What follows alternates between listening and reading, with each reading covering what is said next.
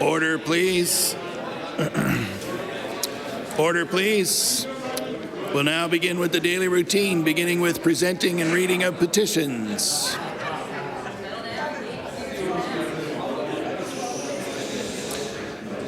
Presenting reports of committees. Tabling reports, regulations, and other papers. Mic's on. Mic is on.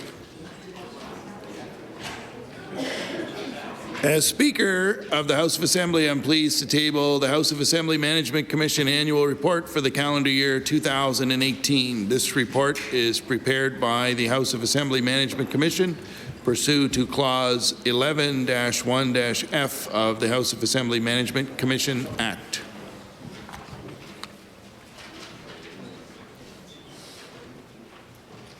The report is tabled. Statements by ministers. Government notices of motion. The Honourable Minister of Justice. Thank you, Mr. Speaker. Mr. Speaker, I hereby give notice that on a future day I shall move the adoption of the following resolution. Whereas Nova Scotia is home to many dedicated and talented lawyers who work tirelessly to improve public policy and justice, who take the time to lead the next generation of lawyers and ensure they have the skills and knowledge needed, and who support community and volunteer organizations across the province. Excuse me.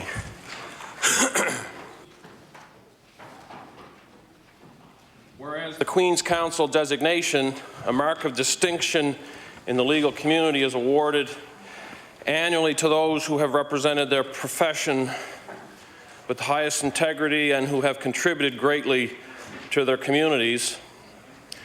And whereas again this year, 14 of the province's most esteemed lawyers are being awarded the prestigious QC designation, including our colleague and Chief Clerk of the Nova Scotia House of Assembly, Neil Ferguson.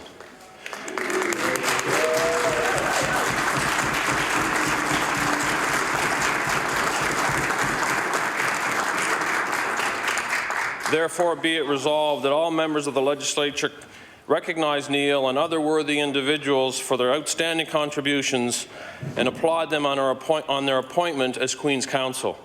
Mr. Speaker, I ask for waiver of notice and passage without debate.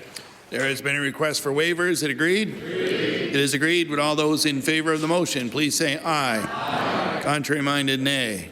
Motion is carried.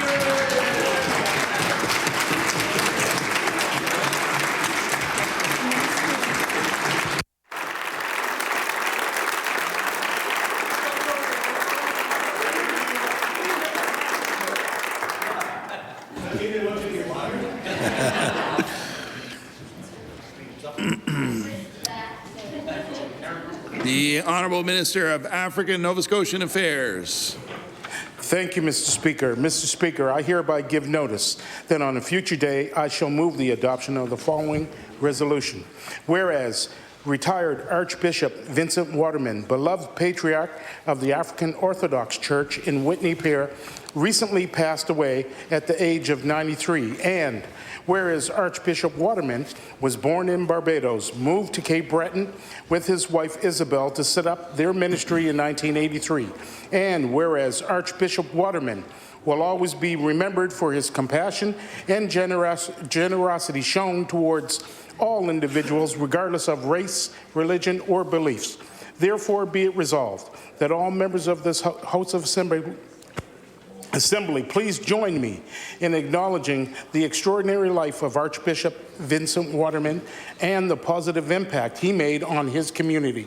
Mr. Speaker, I ask for a waiver of notice and passage without debate. There has been a request for waivers. Is it agreed? It is agreed. Would all those in favor of the motion please say aye. Aye. Contrary-minded, nay. Motion is carried. The Honourable Minister of Acadian Affairs. Monsieur le Président, à une date ultérieure, je demanderai l'adoption de la résolution suivante. Attendu qu'aujourd'hui marque le début du 20e rendez-vous de la francophonie, et attendu que cette manifestation annuelle célèbre la francophonie canadienne dans ses cultures, sa diversité et son inclusivité par un dialogue ouvert, une écoute et un respect mutuel. Et attendu que la Nouvelle-Écosse, depuis l'établissement de l'Acadie il y a plus de 400 ans, abrite une communauté acadienne et francophone dynamique. Par conséquent, il est résolu que les députés de l'Assemblée législative se joignent à moi pour souhaiter à tous les Acadiennes, francophones et francophiles de la Nouvelle-Écosse et à travers le pays des rendez-vous de la francophonie 2019 riches en échanges et en découvertes. Monsieur le Président, je demande l'adoption de cette résolution sans préavis et sans débat.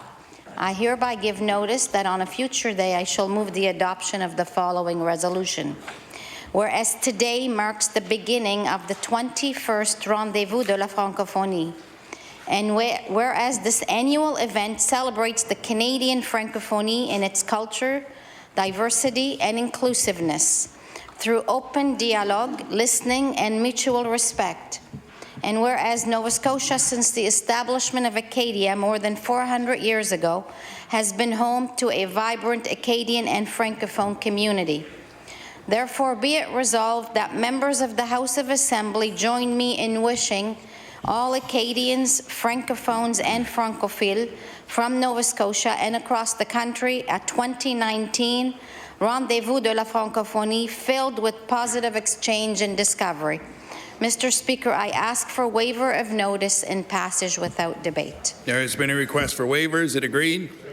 It is agreed. Would all those in favor of the motion please say aye. Contrary-minded, nay. Motion is carried. The Honourable Minister of Municipal Affairs. Thank you, Mr. Speaker. I hereby give notice on a future day I shall move the adoption of the following resolution. Whereas 2019 marks the 100th anniversary of the incorporation of the town of Clark's Harbour, and whereas there are many celebratory events planned for the months ahead, events that will give the residents of Clark's Harbour and Nova Scotians the opportunity to learn more about and celebrate the history and culture of Clark's Harbour. And whereas this milestone event is a time to honour and celebrate a rich history and the contributions of all those people who have played an integral role in making Clark's Harbour a place people want to call home. Therefore, be it resolved that members of the Legislature congratulate the residents of Clark's Harbour on their 100th anniversary and wish them all the best as they continue to celebrate and plan for a strong and resilient future. Mr. Speaker, I request waiver of notice and passage without debate. There has been a request for waivers. Is it agreed? It is agreed. Would all those in favor of the motion please say aye. Contrary-minded, nay. Motion is carried. The Honourable Minister responsible for the Advisory Council on the Status of Women. Mr. Speaker, I hereby give notice that on a future day I should move the adoption of the following resolution. Whereas Nova Scotians are mourning the loss of Doreen Paris, an outstanding leader and member of the African Nova Scotian community who proudly served as a member and chair of the Advisory Council on the Status of Women from 1994 to 2011. And whereas Doreen was known for her passion for ensuring equality, dignity, and fairness for all Nova Scotian women, as well as her dedication to her church and her community. And whereas Doreen will be remembered by all Nova Scotians for her lifelong commitment to empowering women to escape the traps of poverty, violence, and racism, therefore be it resolved that all members of this legislature take a moment to reflect in loving memory of Doreen Paris and send our most heartfelt condolences to her family, the African Nova Scotian community, and all of the women and girls who were inspired by the accomplishments of one of Nova Scotia's strongest leaders. Mr. Speaker, I ask for waiver of notice and passage without debate. There has been a request for waivers. Is it agreed? It is agreed. Would all those in favor of the motion please say aye. Contrary-minded, nay. The motion is carried. We'll now move on to introduction of bills. The Honourable Member for Cape Breton Centre. Mr. Speaker, I beg leave to make an introduction. Permission granted. Mr. Speaker, I'd like to welcome today to the gallery over there, the West Gallery.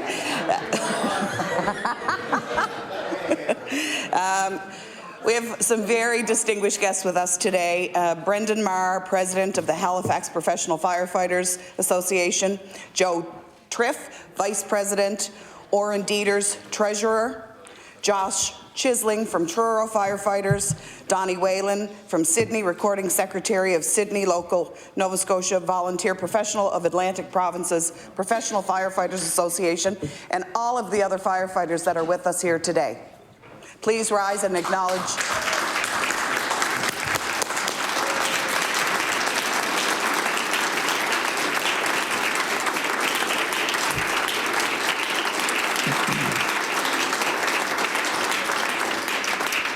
The honourable member for Cape Breton Centre.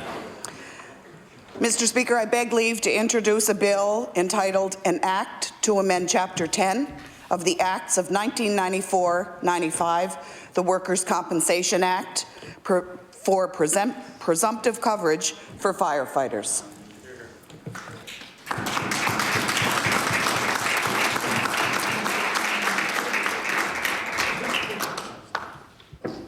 The honourable member for Cape Breton Centre begs leave to introduce a bill entitled An Act to Amend Chapter 10 of the Acts of 1994-95, the Workers' Compensation Act. Bill number 89, entitled An Act to Amend Chapter 10 of the Acts of 1994-95, the Workers' Compensation Act. Ordered that the bill be read a second time on a future day. The Honourable Minister of Communities, Culture and Heritage.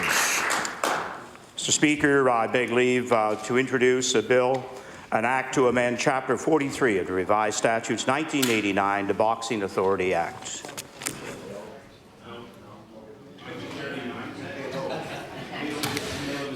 The Honourable Minister of Communities, Culture and Heritage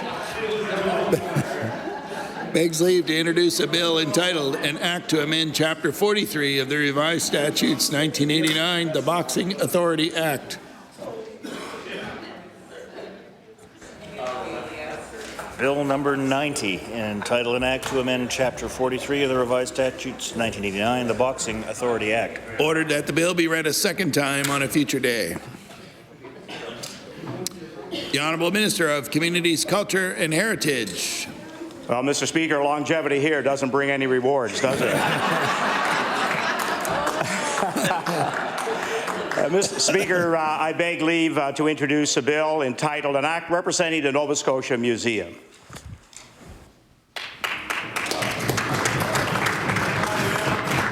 The Honourable Minister of Communities, Culture and Heritage begs leave to introduce a bill entitled An Act Respecting the Nova Scotia Museum.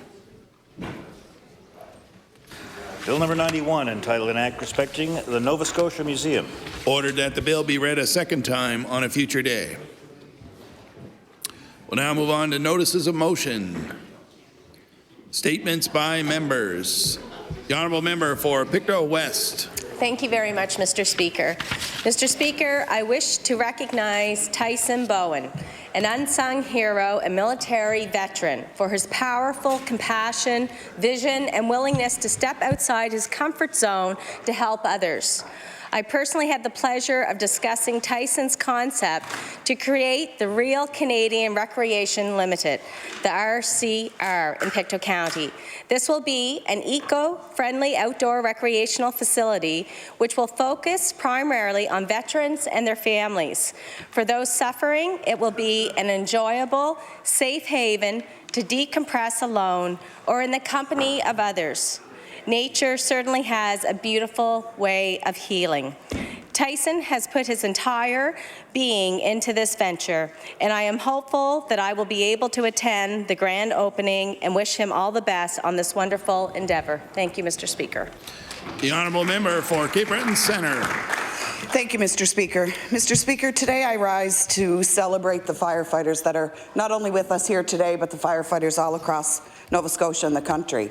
2 years ago, I had a sad experience to watch just what they do when my hometown school burnt to the ground. And I saw so many people come together to save my school, to work together, and to protect each other. And honestly, I guess I never realized what went into their job and what it took for them to go to work every day. And I think we need to take time to recognize what they do. They're gone for hours from their family. Hopefully they all come home at the end of the day, but what I saw that day was absolutely amazing. And the least that I could do was volunteer and offer them some food. But I want to thank you. My school didn't make it, but the firefighters did, and I thank you for that. The honourable member for Waverley Fall River Beaver Bank. Thank you, Mr. Speaker. Mr. Speaker, I rise today to recognize a student at Lockview High, Abby Goudreau. She is the U.S. Under-16 Female Athlete of the Year for the province of Nova Scotia. At last year's high school provincial championships, she claimed 5 medals, including 3 silvers in high jump, long jump, and 80-meter hurdles. Mr. Speaker, Abby competed for the Nova Scotia at the National Legion Championships, where she qualified for the finals both in long jump and 200 meters hurdles. Her season has a long jump of 5.43 meters, ranked her 6th in the country, and by 19 centimeters, farther than any other under-16 Nova Scotia athlete in the last decade. Congratulations, Abby, on your accomplishments, and best wishes for the future. Thank you. The honourable member for Cole Harbour Eastern Passage. Thank you, Mr. Speaker. Today I rise to bring recognition to a very generous and compassionate Cole Harbour Eastern Passage constituent, Katie Logan. Katie is a university student studying at St. Mary's. On February 12, 2019, Katie, 22 fellow students and 4 faculty embarked on a 2-week trip to Belfast, Ireland. While in Ireland, the St. Mary's Conflict Resolution Society visited schools from grades primary to 6, teaching peace and conflict resolution skills. One tool they used to get the message across is books written and illustrated by 3 Halifax youth, Amelia Marin DeWolf, Amelia Penny Crocker, and Ruby Jangard, and edited by the not-for-profit charity Peaceful Schools International. I ask all members of the Nova Scotia Legislature to join me in acknowledging all of the selfless work Katie is doing in Northern Ireland, and wish her and the Society all the best in bringing positivity to the lives of these students. Thank you, Mr. Speaker. The honourable member for Truro, Bible Hill, Millbrook, Salmon River. Thank you, Mr. Speaker. According to a Freedom of Information request recently obtained by our NDP caucus, emergency room visits by patients without a family doctor are far greater in Truro than the provincial average. We discovered the number of visits to the Colchester East Hants Health Centre by patients without a family doctor increased 257% from 2013 to 2018. This was the second highest in the province, the greatest being in Valley Regional Hospital, which saw a 264% increase.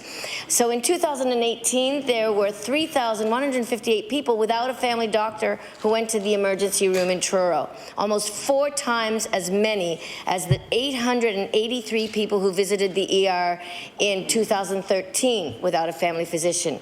People in Colchester County should be able to access health care when they need it, Mr. Speaker. We need serious investments to solve this provincial health care crisis. Thank you.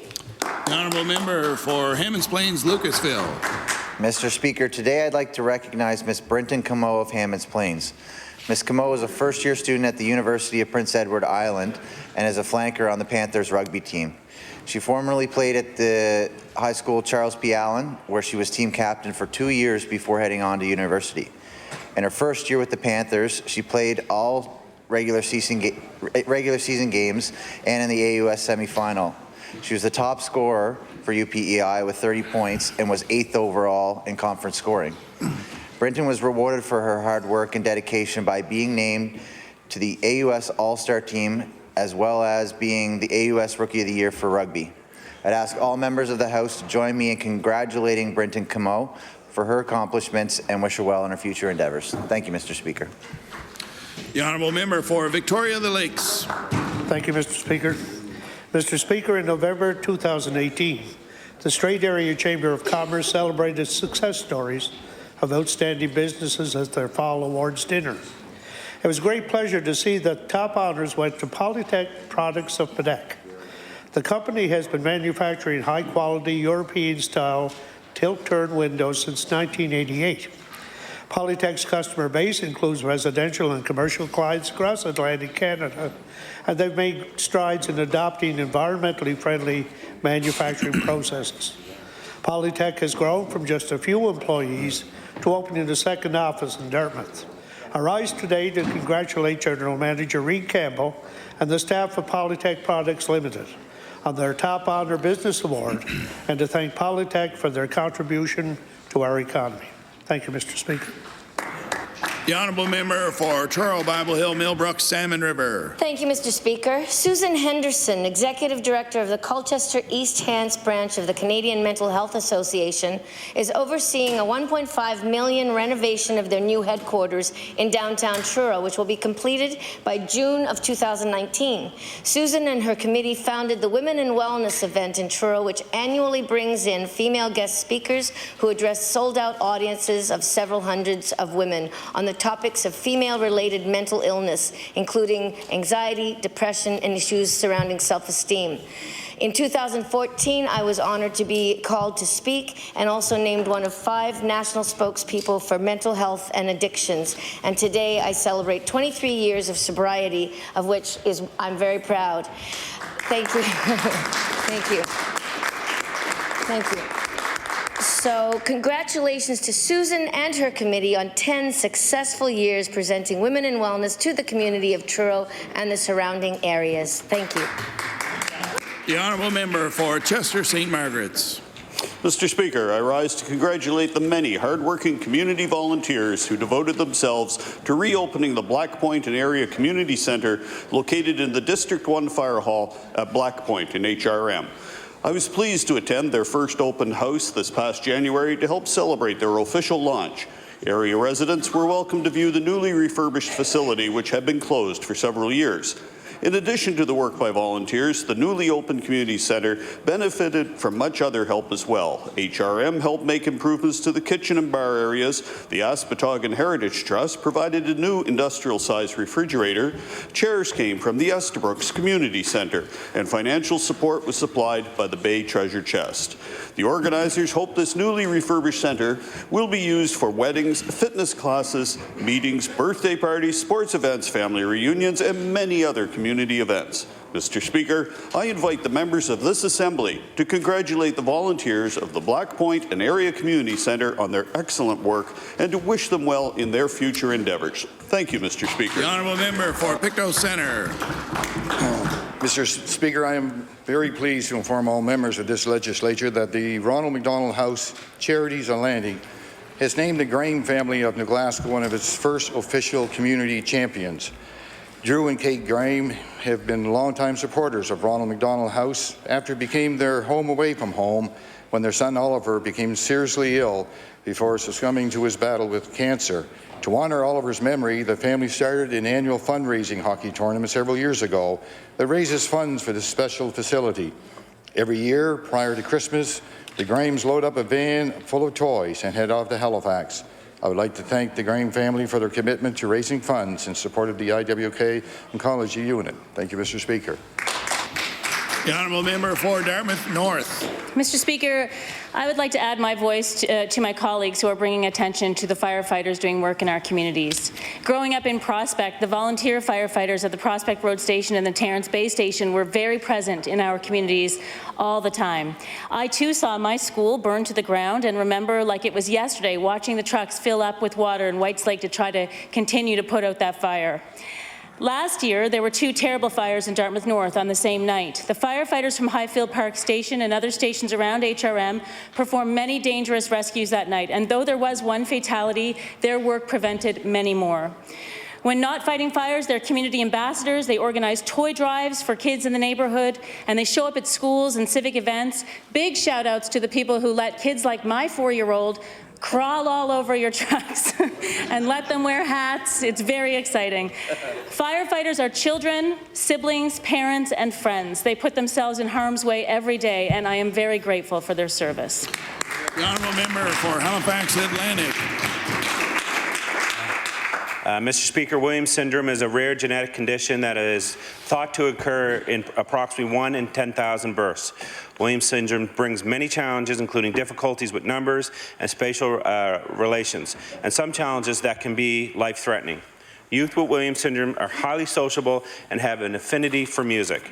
Mr. Speaker, I will be honest. I had not heard of Williams syndrome until childhood friend and local resident Jody Connors organized and educated our community about their son Aiden, who was born with this rare syndrome. Aiden is full of energy and love, and last time I saw him was at the grocery store and he ran up to me and gave me a high five. Jody, thank you for educating us all, and Aiden, the world is yours. The Honourable Member for Dartmouth East. Mr. Speaker, I beg leave to make an introduction. Permission granted. Thank you, Mr. Speaker. In the West Gallery, we have Dartmouth resident and firefighter Mike Sears. Mike Sears, the other day, Mr. Speaker, when I received a phone call from a resident in Dartmouth East who had been iced in and was unable to get out of her home, I contacted Mike, and Mike, when he was off duty, along with his colleagues from Station 14, went above and beyond the call of duty to help a resident. And I'd like the House to acknowledge the great work our firefighters do throughout Nova Scotia. So I ask all members of the House to please welcome Mike and his colleagues and the great work that they do. Mr. Speaker, I rise today to recognize Sophie Beaver, a student at École Boisjoli in Dartmouth East. Sophie recently partnered with the IWK to create a video which prepares young people for the IWK surgical process. In the video, Sophie shares her top 5 tips for kids getting ready for surgery and walks viewers step by step through the day leading up to surgery. Surgery can be a difficult time for young people, and Sophie, through this initiative, has helped them to know what to expect. Mr. Speaker, I would like to thank Sophie Beaver for her brave effort and congratulate her on having made such an important contribution to her peers. And I want to thank Sophie Beaver for being such a great best friend to Sophie Hallman. Thank you, Mr. Speaker. The Honourable Member for Halifax Needham. Mr. Speaker, I like sharing, but I am standing here today to express some concerns that I have about the sharing economy through Airbnb, particularly in Halifax Needham, but I am sure also beyond. Thanks to correspondence from constituents, I have heard of long-term renters on month-to-month leases who have experienced subsequent multiple rent increases until they can no longer afford their apartment, only to then see the same unit listed on Airbnb. Recently, I've been hearing from constituents who are concerned to see townhouses in the historic Hydrostone neighbourhood built with public funds after the Halifax explosion being turned into short-term rentals, also through Airbnb. I'm lucky to live in a diverse, attractive, dynamic neighborhood. It needs to be a place for long-term residents and visitors, and as the province considers changes to regulations for tourism accommodations, I beg them to consider the interests of long-term renters who are also neighbors and citizens. Thank you, Mr. Speaker. The Honourable Member for Hants West. Thank you very much, Mr. Speaker. I too want to take a moment this morning to rise, not only as the Minister of Municipal Affairs, but responsible for emergency measures in the Fire Marshal's office, to welcome our friends to the gallery this morning from the Fire Service. And having been a volunteer firefighter back through the 80s and 90s, as well as a paramedic for a good many years, I know the relationships that are built working with our friends, not only who are here, but right across the province. And I want to thank them and all of our first responders, our firefighters that are paid and non-paid, out there doing the work every day that we count on. We've heard some great stories this morning and the reflections of just the kind of work they do, and they don't do it just on sunshiny, warm days either, as we all know. And we also go through some tough times these in the fire service and emergency responses, as we've seen lately, Mr. Speaker, and we want to thank them for all the great work and the contributions they make right across this great province of ours. Thank you very much. I'll accept your member statement as the Honourable Member for Hants West, not as the Minister of Municipal Affairs. The Honourable Member for Colchester Musquedobbin Valley. Thank you, Mr. Speaker. It's always encouraging to see our younger generation displaying leadership along with a capacity for compassion. These and many other traits were recently demonstrated by a grade 11 student at the South Colchester Academy called Erica Fisher. A skilled volunteer volleyball player, she wanted to share her passion for the sport by organizing a volleyball clinic for others. Raising $300 from the clinic, Erica chose to help those less fortunate participate in sport, donated the funds to Kids Sport. Impressed by her selflessness, Volleyball Nova Scotia stepped in and matched her donation to Kids Sport. I commend Erica Fisher for her time, effort, and generosity, and would like to congratulate her on such a successful endeavor. Thank you, Mr. Speaker. The honourable member for Lunenburg. Thank you, Mr. Speaker. I rise today to congratulate Greg Bears of Dayspring on being awarded the Emergency Medical Services Exemplary Services Medal for his dedication. Greg received this medal after more than 30 years in the emergency medical services field. Bears attended his first ambulance call in Sheet Harbour when he was only 15 years old. He has served in a number of positions, including senior operations paramedic, supervisor, and safety coach. On February 20th, Lieutenant Governor Arthur J. LeBlanc presented medals to Greg and 12 of his colleagues, all receiving recognition for their dedication to their careers in providing care to Nova Scotians. Mr. Speaker, I would ask that you and all members of this House of Assembly please join me in congratulating Greg on receiving this medal and for his long-serving dedication in the field of emergency medical services. Thank you, Mr. Speaker. The honourable member for Sackville Beaverbank. Thank you very much, Mr. Speaker. Mr. Speaker, yesterday wrapped up this year's African Heritage Month, and as the critic for our caucus, I had opportunity to attend many wonderful events across the municipality and the province. One particular event I wanted to recognize today was I had the pleasure of attending Miss Doreen Crick's official book launch at the Kesh and Goodman Library in Halifax. The event was so well attended, Mr. Speaker, that extra chairs had to be brought in and there still was only standing room. Mr. Speaker, the book focuses on women and their contributions to the survival of their families. The first book, The Beautiful Caribbean Rainbow Islands, is a fantasy trilogy about the creation of beautiful islands, and the second book, Seawood Water, is a tale of adventure of the Atlantic Ocean during an age of discovery. Mr. Speaker, I want to recognize Mrs. Doreen Kirk and all the organizers for a very entertaining and enjoyable evening and thank them for inviting me. Thank you, Mr. Speaker. The honourable member for Clayton Park West. Mr. Speaker, I rise today to recognize a woman from my riding who noticed a problem in her community and worked diligently to fix it. Judith Groucher, a proud grandmother of students who attended Halifax West High School. While taking a walk on a pathway near the high school, Judith noticed broken bench and garbage bins. Judith saw this as a hazard for students and the public and knew that something had to be done before someone got hurt. She contacted her MLA office and presented us with pictures. With the help of my CA, Zaina Claimy, and the EA to the Minister of Education, Dylan Blaine, this issue was resolved in 2 short weeks. Now, instead of being a danger at the school, the bench and the garbage bins are fixed and look wonderful. Mr. Speaker, would this House of Assembly join me in applauding Judith for her keen eye? Our communities are safer because of people like Ms. Groucher. Thank you. The honourable member for Sydney River Myra Lewisburg. Thank you very much, Mr. Speaker. And before I start, I'd like to welcome the firefighters here today as well. And special thanks to Donnie Whalen, who got on the road at 4 o'clock this morning to be here in time for the session to start. A little known fact, Mr. Speaker, but in a previous life, I spent 2 years as a paid firefighter for the Cape Breton Development Corporation. So, Mr. Speaker, I rise today to acknowledge Michael Hilliard, who was recently named Chief of the Albert Bridge Volunteer Fire Department. Michael has been a firefighter for 28 years and is looking forward to taking over the position as Chief. While Michael is looking forward to his new position, he still feels Chief isn't as important as fighting fires. Quote, "I didn't give up volunteering when I got hired by the Cape Breton Fire Services. I do it as my job, and I do it to give back to my community," end quote.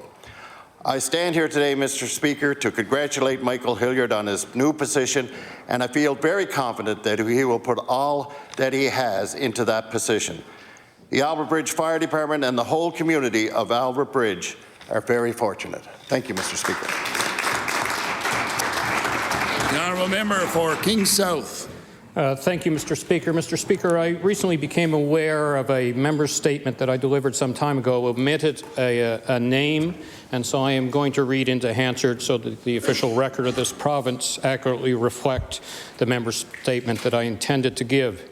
Mr. Speaker, I rise today to express my most sincere congratulations to Jill Elko-Holland and Andrea Saulnier of Colebrook on qualifying to represent Nova Scotia at one of my favorite tournaments, the 2017 Scotties Tournament of Hearts in St. Catharines, Ontario, starting on February 18th.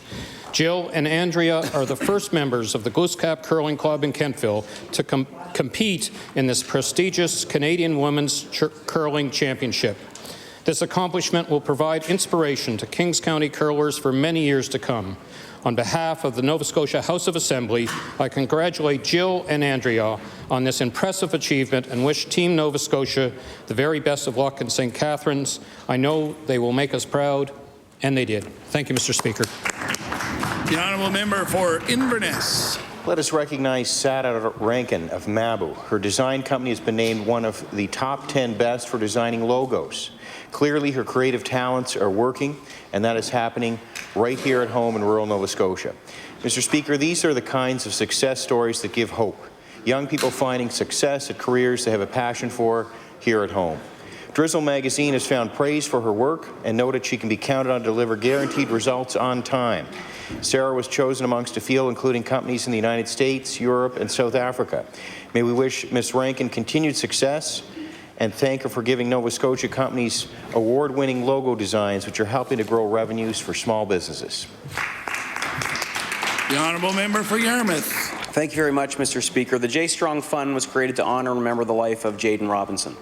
Sports played a large role and made a big difference in Jaden's life. The J. Strong Fund believes that every single child should be afforded the opportunity to participate in sports and recreation, and that the financial costs to take part should never be a barrier. In the few years that it has been in operation, the J. Strong Fund has raised over $100,000 to assist with the cost of sports and recreation for youth in the Yarmouth community. The J. Strong Fund is a loving tribute and testament to Jaden Robinson's passion for sports and his dedication to helping others, always with that famous big infectious smile.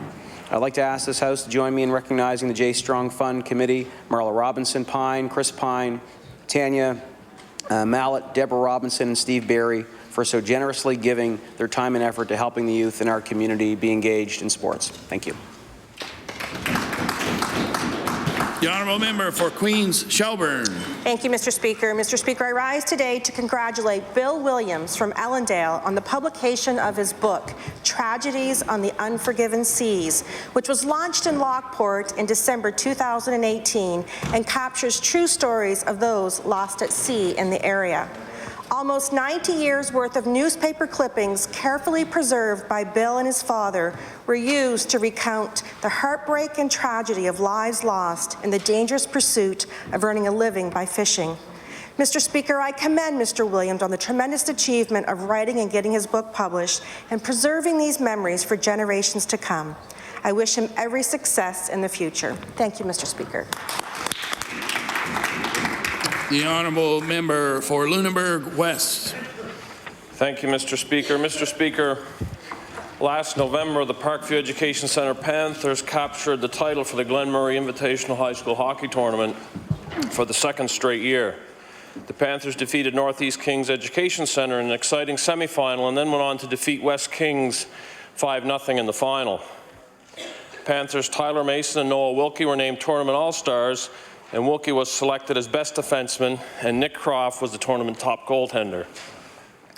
I ask all members of the Nova Scotia Legislature to join me in recognizing head coach Grant Johnson, along with the assistant coach Ethan Thomas, manager Mike McClellan, trainer Lisa McCarthy, and all the parents and volunteers that it takes to make this popular and successful annual tournament happen.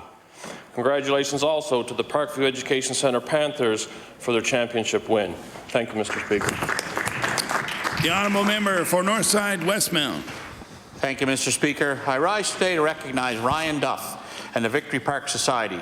Their goal is to construct a public park on the waterfront in North Sydney, and they've been actively pursuing that goal for the past few years. Fundraising and community involvement has been a cornerstone of the Society. The park will include an accessible playground, splash pad, an open green space, boardwalk, wharf, and kiosks. I'd like to take this opportunity to thank those community-minded citizens for their dream of Victory Park and their hard work to make it a reality. Thank you, Mr. Speaker. The honourable member for Bedford. Mr. Speaker, I'd like to take a moment to congratulate two Bedford residents who recently celebrated their golden wedding anniversary. Margaret and Paul Galbraith were married January 18, 1969 in St. Catharines, Ontario, before heading off to Paul's first posting as a meteorologist. The two of them are the kind of people you hope live in your community. They volunteer. They're people you can count on. They get along with everybody. In fact, I don't think I've ever heard either one of them utter a bad word about anybody. And when I think about Paul and Margaret, I think of a well-matched couple. They go together like peanut butter and jam or beer and pizza. All those things are great on their own, but they're even better when they're together. Margaret and Paul Galbraith have been a joy to get to know over the past dozen years or so, and I'm most happy to wish them love and many more years of happiness together. The honourable member for Cape Breton-Richmond. Mr. Speaker, I rise today to acknowledge the life of Mrs. Lorna George of Erie-Chat, who passed away on October 18, 2019. Lorna was instrumental in the founding of the OLA Catholic Ladies Group, was a longtime school board member and trustee, and played a significant role in the establishment of Almadam District High. Lorna was well known as a volunteer for the CNIB and the Arthritis Society. Lorna's support for healthcare in the region was of personal importance to her. She worked tirelessly to secure the St. Anne Community and Nursing Care Centre with its emergency care facilities. St. Anne's held a special place in Lorna's heart. Mr. Speaker, I send my heartfelt condolences to Lorna's family and friends for their loss. May she rest in peace. Thank you, Mr. Speaker. The honourable member for Cape Breton Centre. Thank you, Mr. Speaker. Mr. Speaker, I beg leave to make an introduction. Permission granted. Mr. Speaker, I draw the member's attention to the gallery opposite. Over there. I would like to introduce two very special guests that have just joined us. Ken Stubing, who is the Fire Chief for Halifax Regional Fire and Emergency, and Peter Andrews, who is the Deputy Chief for Halifax Fire and Emergency. And I would like the House to give them a warm welcome and thank them for attending.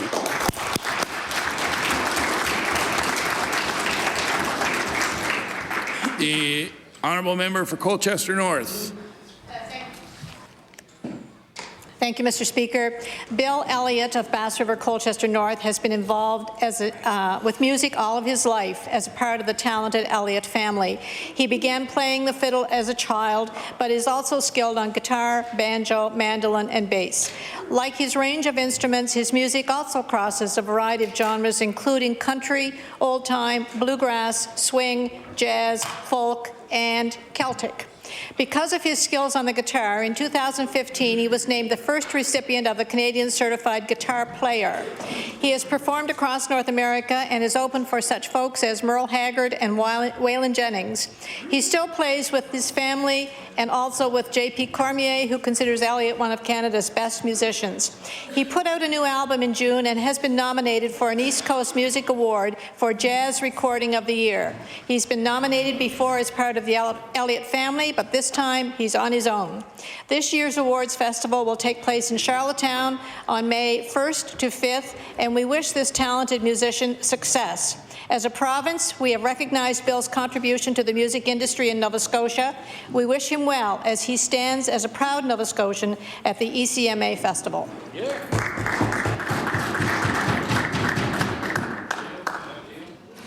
The honourable member for Cumberland North. Mr. Speaker, today I'd like to bring awareness to Self-Injury Awareness Day. For the past 16 years, we have brought awareness to this incredibly important cause. Raising awareness helps to educate those who are not affected by this serious injury and helps to reach out to those who are suffering. It's important that we talk about mental health issues like this so that we can help end stigma and build bridges to reach out to anyone who is hurting. No one should feel alone, and as a community, we should reflect on what we can do to help with this growing concern. The honourable member for Kings West. Thank you, Mr. Speaker. Mr. Speaker, I rise today to congratulate Harmony resident Connor Morris on winning the Still Rookie Canadian Championship title at the 2018 Still Timber Sports Canadian Championship. Growing up on his family farm, Connor's training for this competition started early on as he began competing in 4-H woodsman competitions at the age of 6.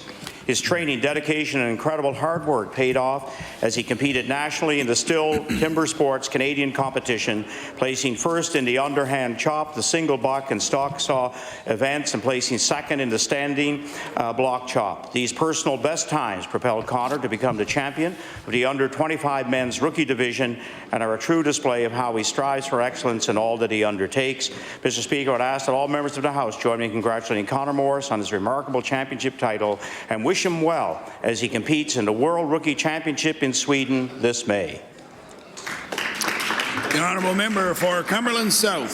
Thank you, Mr. Speaker. Mr. Speaker, I rise today to acknowledge and congratulate Pat Strong, Administrative Assistant to the Advocate District School.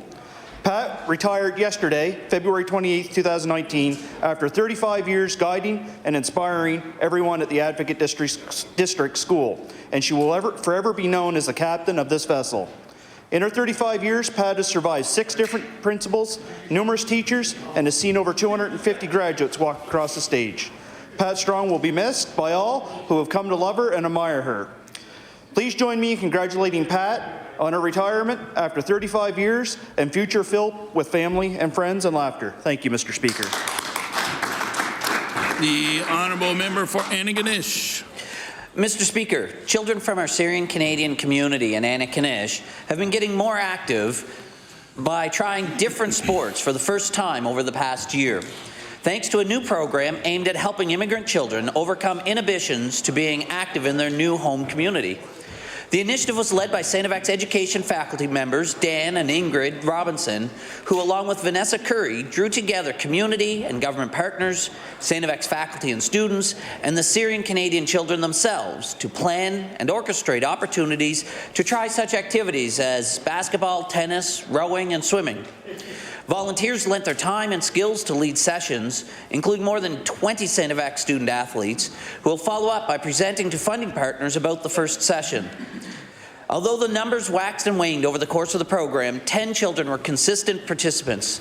Not only did the participants enjoy the athletics, but they made new friends, gained new confidence in being active members in the community. They're even playing the new sports on their own time. So, Mr. Speaker, I invite members to join me in showing their appreciation to organizers and partners in developing and delivering this excellent program for immigrant children in Antigonish. Thank you.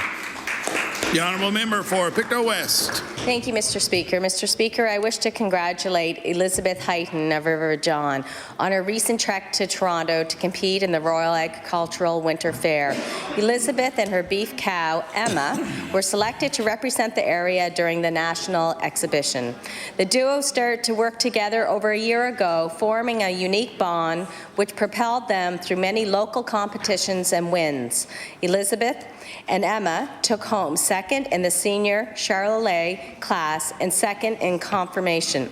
It was a dream come true for Mr. Langell, Emma's owner, to have one of his cattle participating in the Royal. Elizabeth has a few more years to be involved with 4-H, and I will be watching to see her advancements and her talent continue to shine in Pictou West. Thank you, Mr. Speaker. The honourable member for Halifax Needham. Investing in infrastructure is a crucial role of government, and it's not just 100 series highways. Almost 14,000 Nova Scotians work in the cultural sector, and they need cultural infrastructure. And right now, a vital piece of my constituency is in jeopardy. The Bus Stop Theatre on Gottingen Street is the only space in Halifax where independent companies can rent fully equipped theatre space with professional sound and lighting. Shows like One Discordant Violin by Tubi Theatre have debuted there and gone on to tour widely. But just as importantly, the theatre is a warm, accessible space that is regularly used by community groups and diverse communities. As many properties in Halifax Needham have been redeveloped, makeshift theatre spaces have disappeared. Without the Bus Stop Theatre, the Fringe Festival, Mayworks and Prismatic will be in jeopardy. I beg the provincial government to work with the Bus Stop Theatre Cooperative to secure their current space and work towards doubling it so that the shows may go on. Thank you, Mr. Speaker. The honourable member for Preston Dartmouth. Thank you, Mr. Speaker. Mr. Speaker, I would like to recognize Ms. Karen Hudson, principal of Auburn High School in Cole Harbour, who has been chosen by the Learning Partnership as one of 30 of Canada's Outstanding Principals 2019. Ms. Hudson understands that all students need to see themselves reflected in their learning, and as a result, Ms. Hudson has implemented culturally responsive Afrocentric programming at Auburn High. Ms. Hudson helped her school team to develop a capacity to deliver culturally relevant programming through professional development and community involvement, which resulted in increased enrollment and achievements in higher level math. I applaud and congratulate Ms. Karen Hudson on being chosen as one of Canada's outstanding principals and for her dedication to ensure that all students feel supported in the school. The honourable member for Cole Harbour Eastern Passage. Thank you, Mr. Speaker. Today I rise to acknowledge a local Halifax band known as Dali Van Gogh on the release of their new single, Getaway.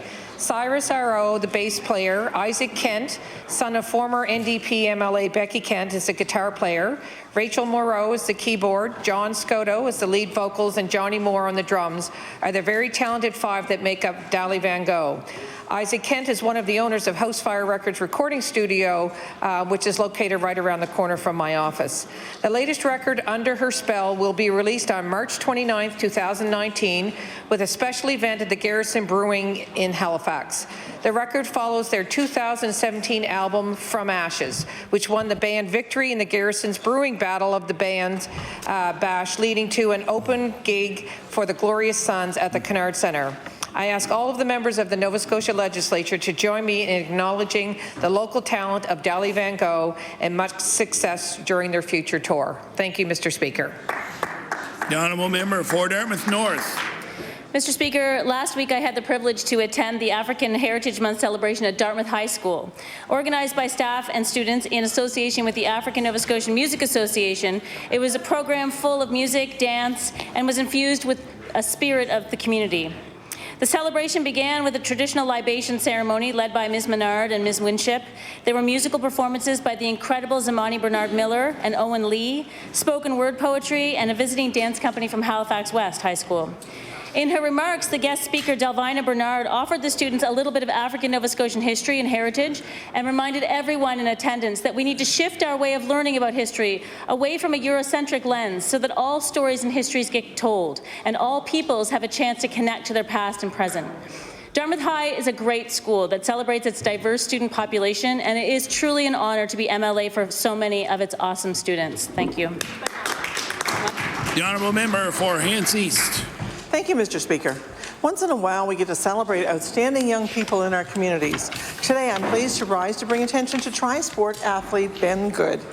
Ben was recently named Athlete of the Year in the 14 and under male athlete division for the 2018 East Hants Sports Awards, recognizing his impressive record of accomplishments. He is the first athlete from Riverside Education Centre in Milford to win a provincial championship in cross-country running.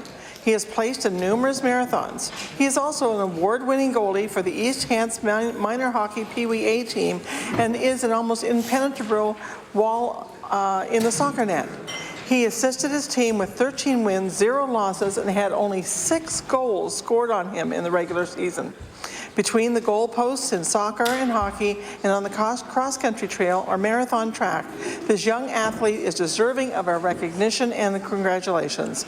I ask that all members of this House join me as we wish Ben Good continued success in all his endeavours. Thank you, Mr. Speaker.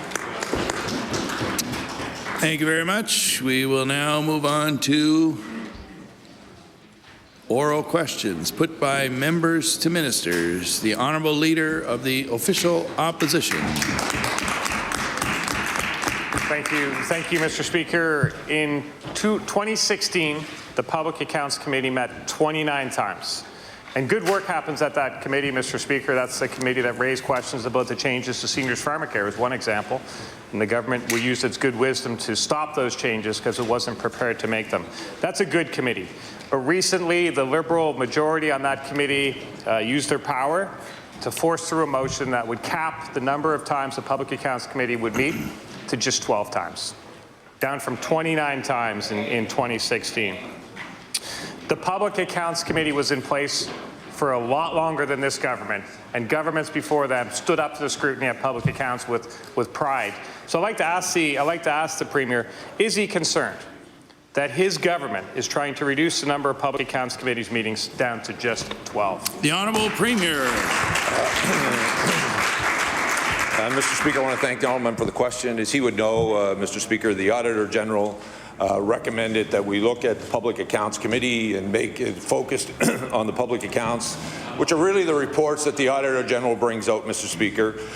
He's very right. Last year, that committee sat 26 times, Mr. Speaker. He's also right when it comes to the fact we reduced it to 12. But what he left out of the equation, Mr. Speaker, and the example he used was pharmacare. Mr. Speaker, half of our budget is related to health care. Conservative Party governments and New Democratic governments have been asked by every time they were in this House to put together a committee so that could be scrutinized.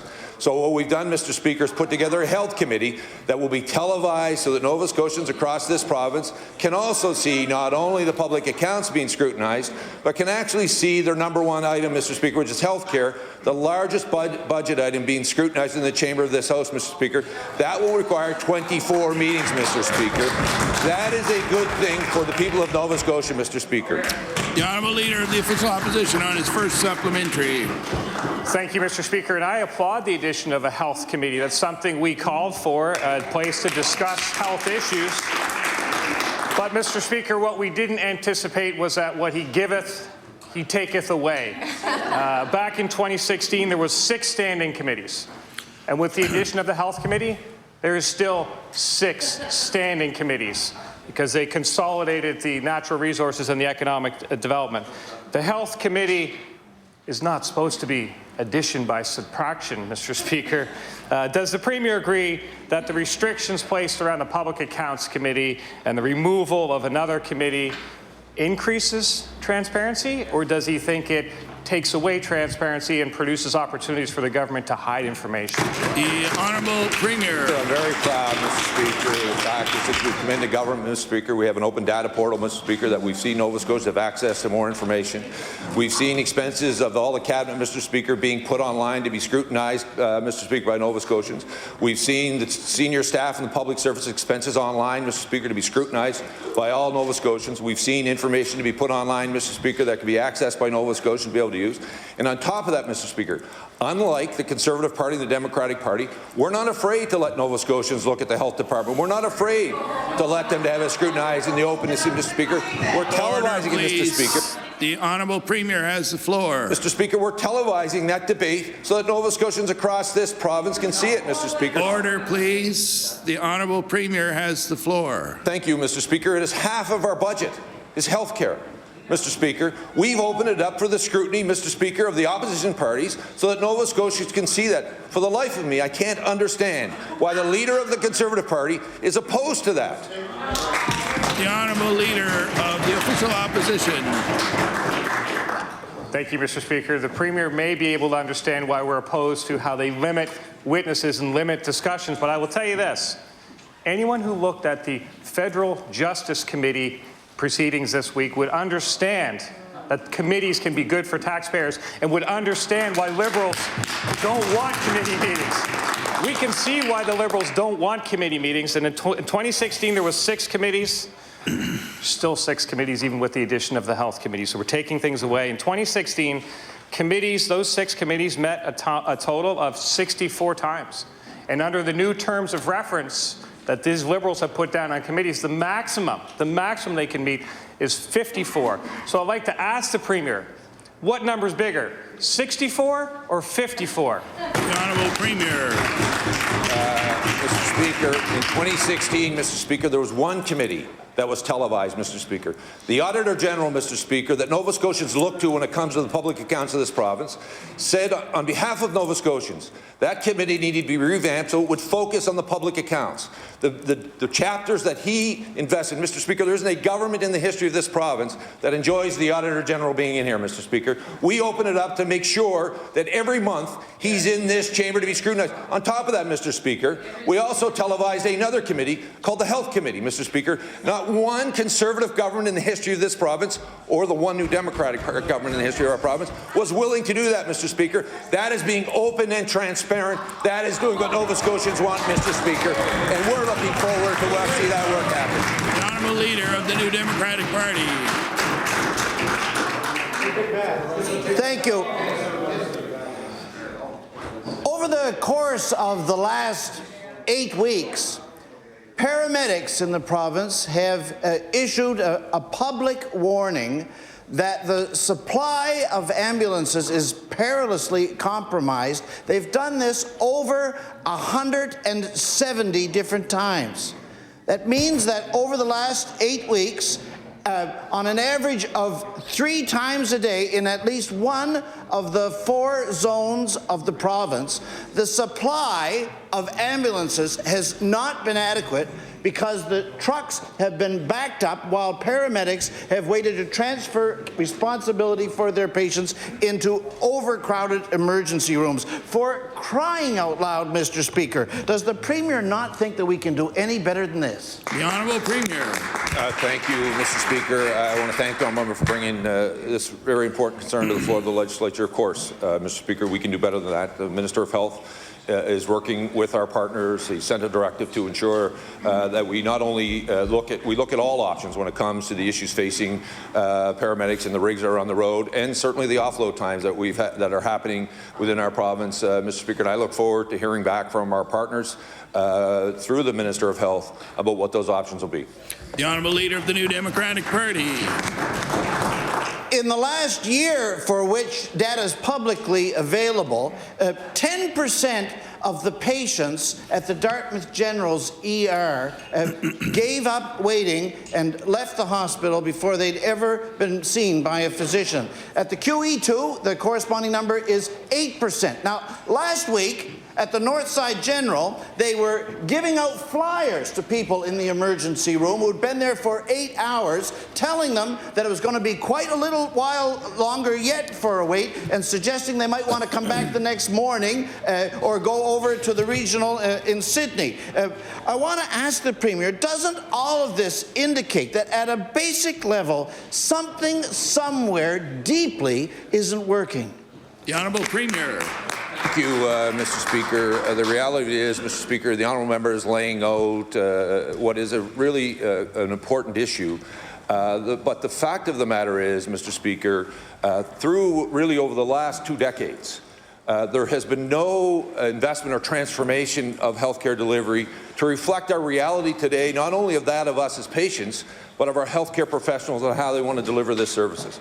Mr. Speaker, the Minister of Health stood up in this House yesterday talking about the number of new physicians in the Dartmouth area that are taking 1,500 patients, Mr. Speaker. We believe that number will grow after their practices continue to expand. The issues that he highlights in different parts of the province are the realities. But I also want to tell the honourable member, so is the infrastructure that we've continued to invest in. Here in the capital region, Mr. Speaker, he talked about the Dartmouth General. We are now putting 4 more operating theatres in Dartmouth, which will have a grand total of 8. Mr. Speaker, that means if you're waiting for hips and knees downtown where you were before, and something happened in our province, you'd be bumped. Well, that will eliminate that possibility, Mr. Speaker. Your surgeons will be there on time. The investments we make down here are important. And the ones that we're making, Mr. Speaker, in Cape Breton Island, Mr. Speaker, are improving the healthcare delivery model on the island, Mr. Speaker.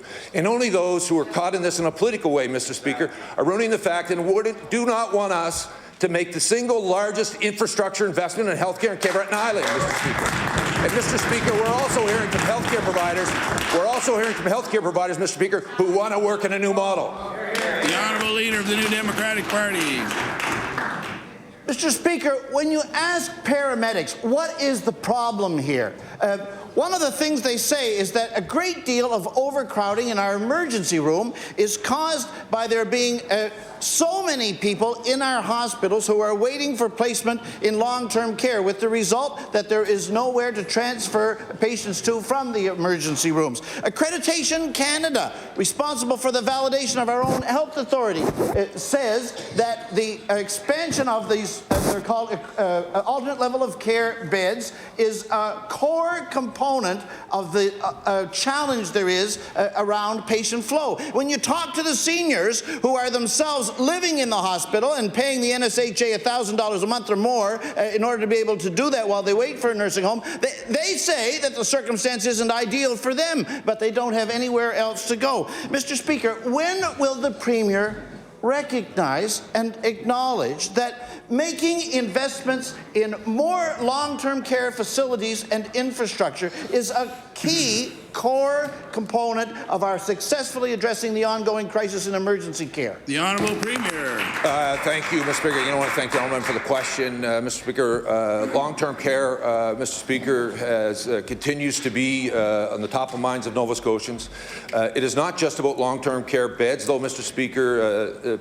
People want to age in place, Mr. Speaker. It's why we've continued to invest in home care, to provide those supports, continue to make sure that people get an opportunity to live at home as long as possible. The honourable member raises the issue about people who are in hospitals taking up hospital beds, Mr. Speaker. That's exactly why in the new redevelopment in Cape Breton, Mr. Speaker, we're doubling the number of long-term care beds associated with those two facilities, and we're building actually long-term care beds, Mr. Speaker, not hospital rooms, but long-term care beds, so they're providing the appropriate care in the appropriate place. And I look forward to the honourable member supporting that initiative that is being opposed by his party. The Honourable Leader of the Official Opposition. Thank you, Mr. Speaker. Listen, there can be no doubt that the Auditor General does good work on behalf of Nova Scotians, but when the Premier talks about limiting the Public Accounts Committee to only Auditor General reports, we know his reasoning. His reasoning is because they know those reports months, years in advance. It's really just a communications exercise to minimize damage. We know that because even when we propose topics from the Auditor General, the committee has used their power to reject them, like the November 2017 mental health topic, which the committee said we don't want to talk about, even though it's the Auditor General. So I'd like to ask the Premier, is he willing to instruct his members on committee to take the topics that the opposition put forward that are within his mandate, instead of limiting them to just the ones that the Liberals feel comfortable communications exercising?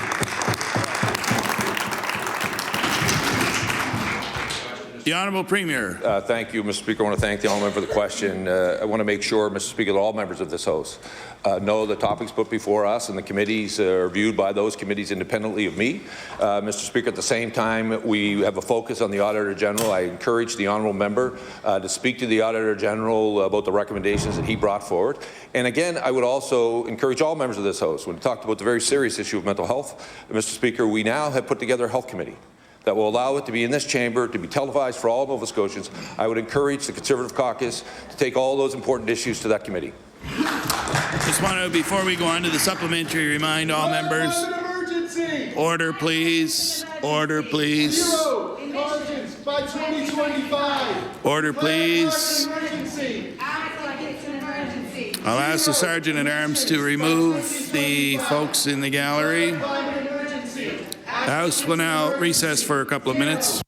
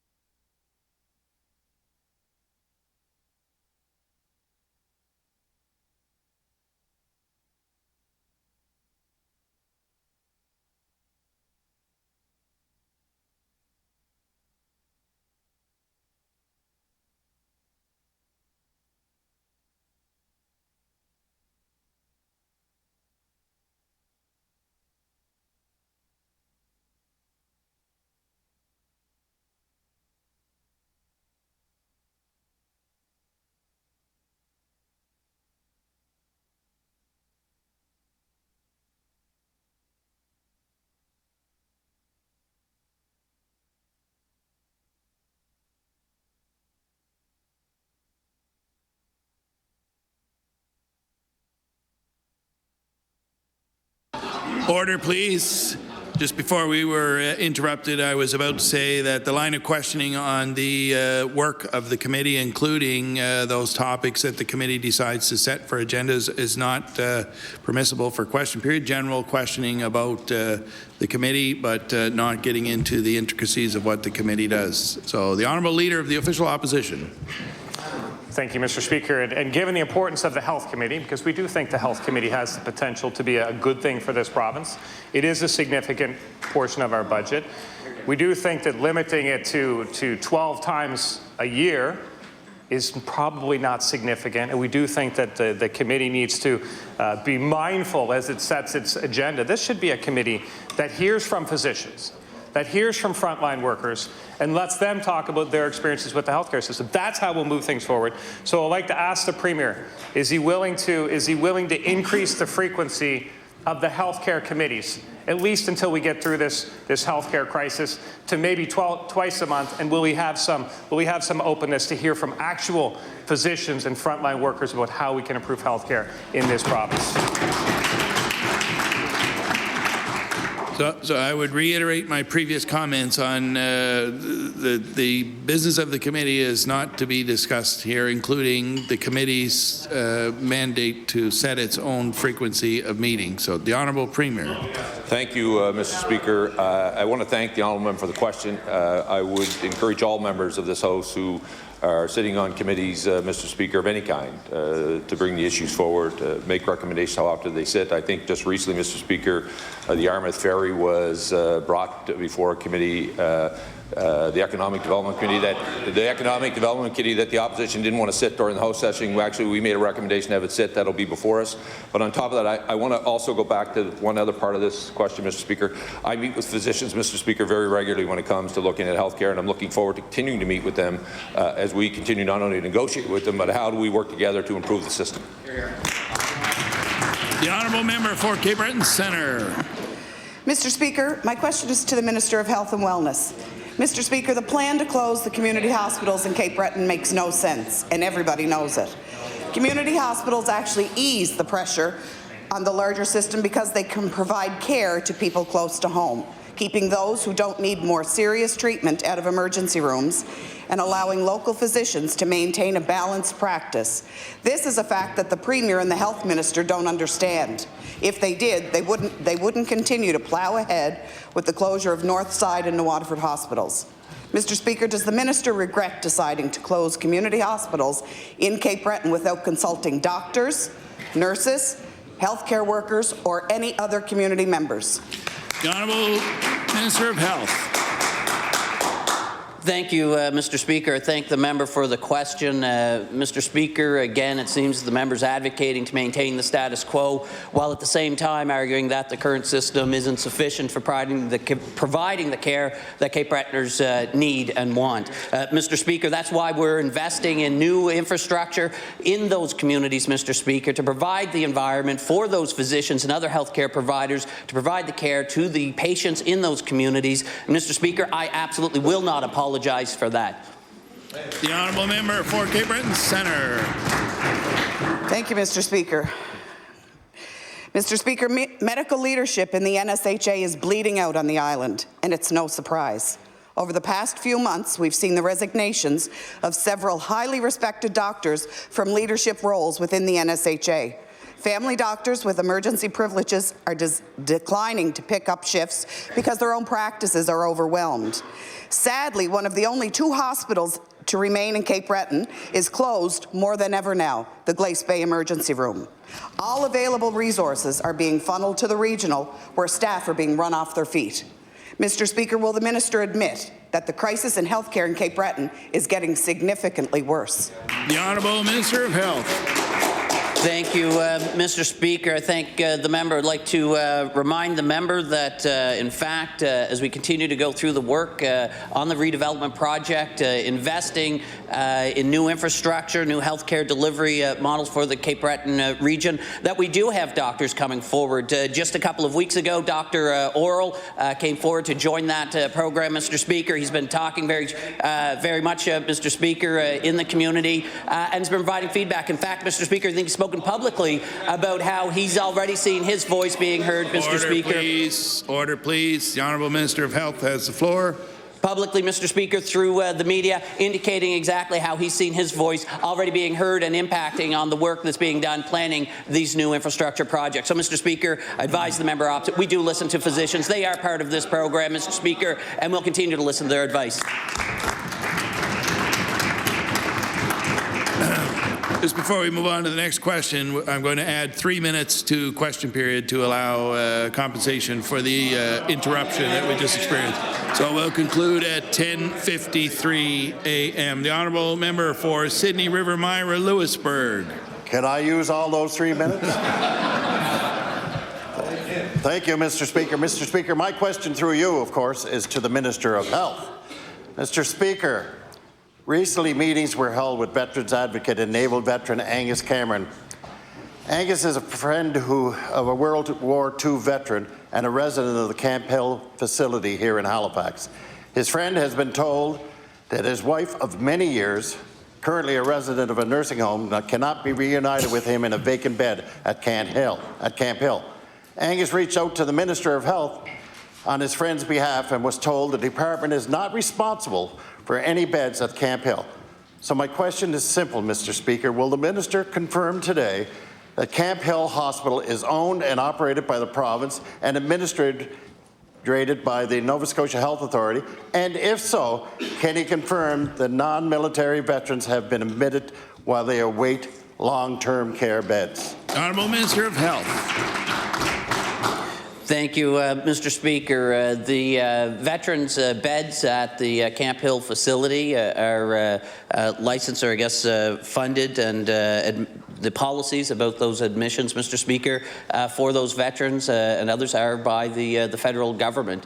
Mr. Speaker, there are on occasions where some of the beds are purchased back by the province when they're vacant, but it is a facility that's operated, and the policies for veteran admissions are governed by the federal government, Veterans Affairs Department, and that's the way that operates, Mr. Speaker. The Honourable Member for Sydney River Myra Lewisburg. Well, thank you very much, Mr. Speaker. Mr. Speaker, there are 16 vacant beds in that facility at this time. The minister has written a letter back to Angus saying that indeed that the province is not responsible for those beds, but in his answer he says that they can buy back those beds that are not being used. Mr. Speaker, given those facts, why can't the minister and Nova Scotia Health Authority work together to place this veteran and his wife in beds together as they're in their final years? The Honourable Minister of Health.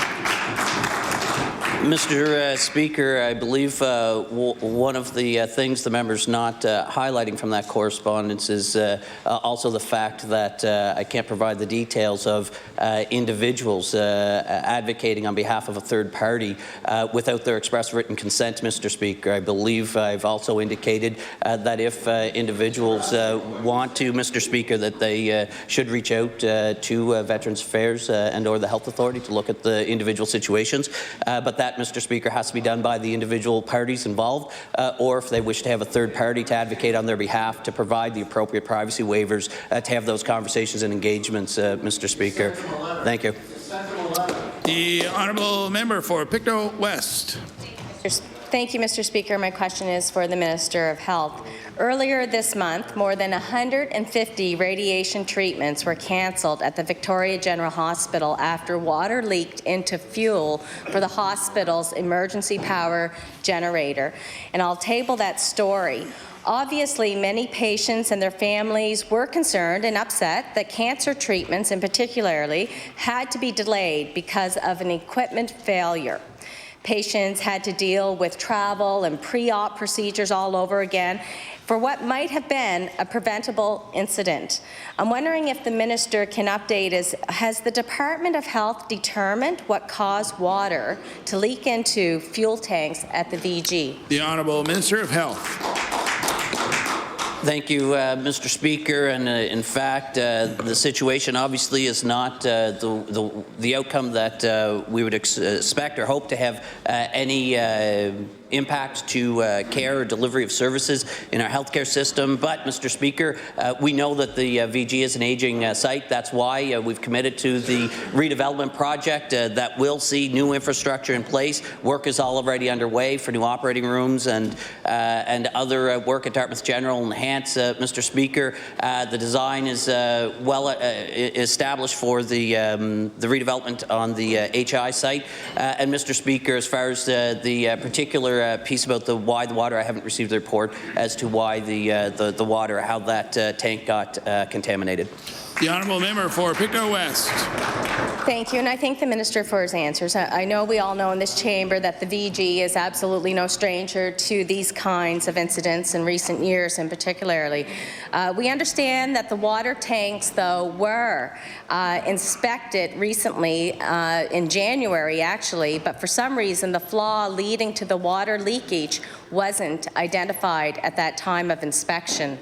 An exterior tank has now been installed to improve backup fuel supply, but what we don't know is if there has been any change to the inspection routine.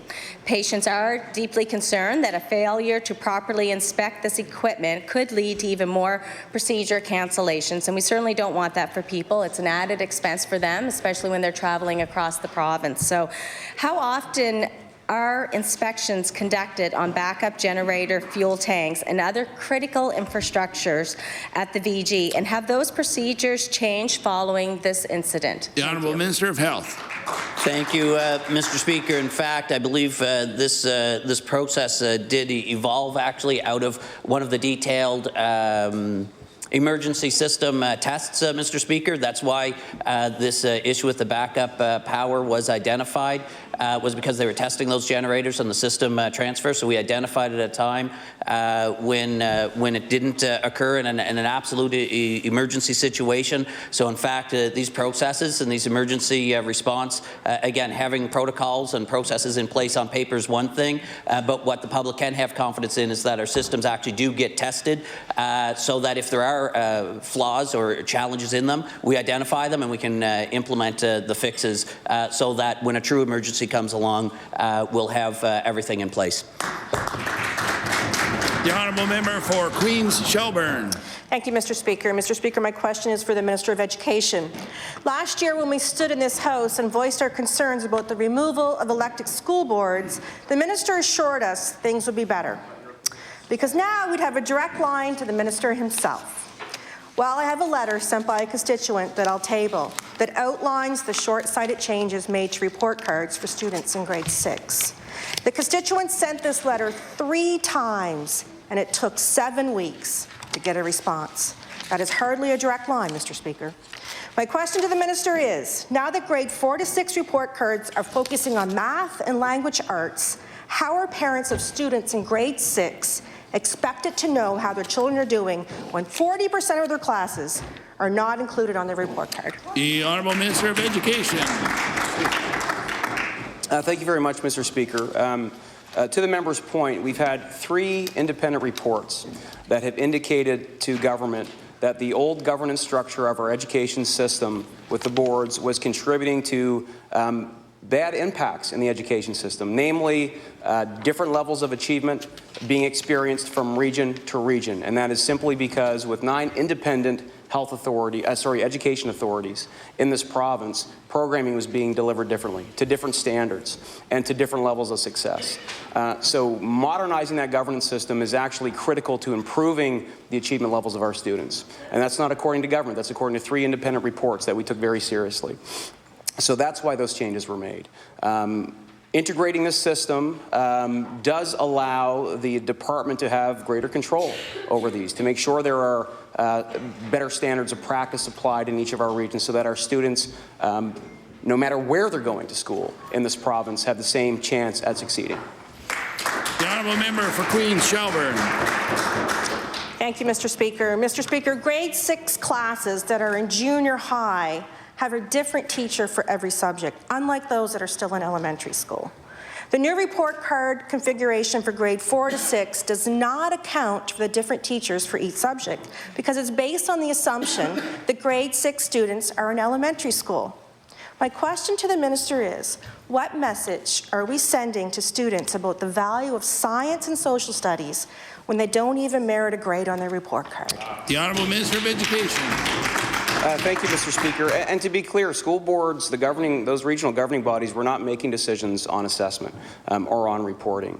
Those have always been with the department, and we do have a process for that. We're currently working with the Council on Classroom Conditions, which involves teachers from across this province. I just met with them this week, actually, who are working on recommendations in relation to assessment with the goal of doing our very best to reduce paperwork burden on teachers, but also have the appropriate framework in place to give our kids the best chance at succeeding. And I do trust those folks in the system who make decisions in relation to this and the processes that we have in place. The Honourable Member for Truro, Bible Hill, Millbrook, Salmon River. Thank you, Mr. Speaker. My question today is for the Minister of Health.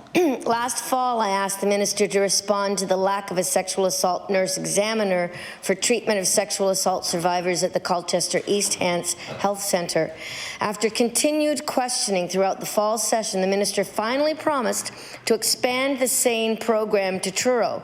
But here we are, Mr. Speaker, 4 months later, and there's still no indication of when that might happen. So, Mr. Speaker, can the Minister please tell us when the good people of Colchester can expect to have SANE services at the hospital in Truro? The Honourable Minister of Health.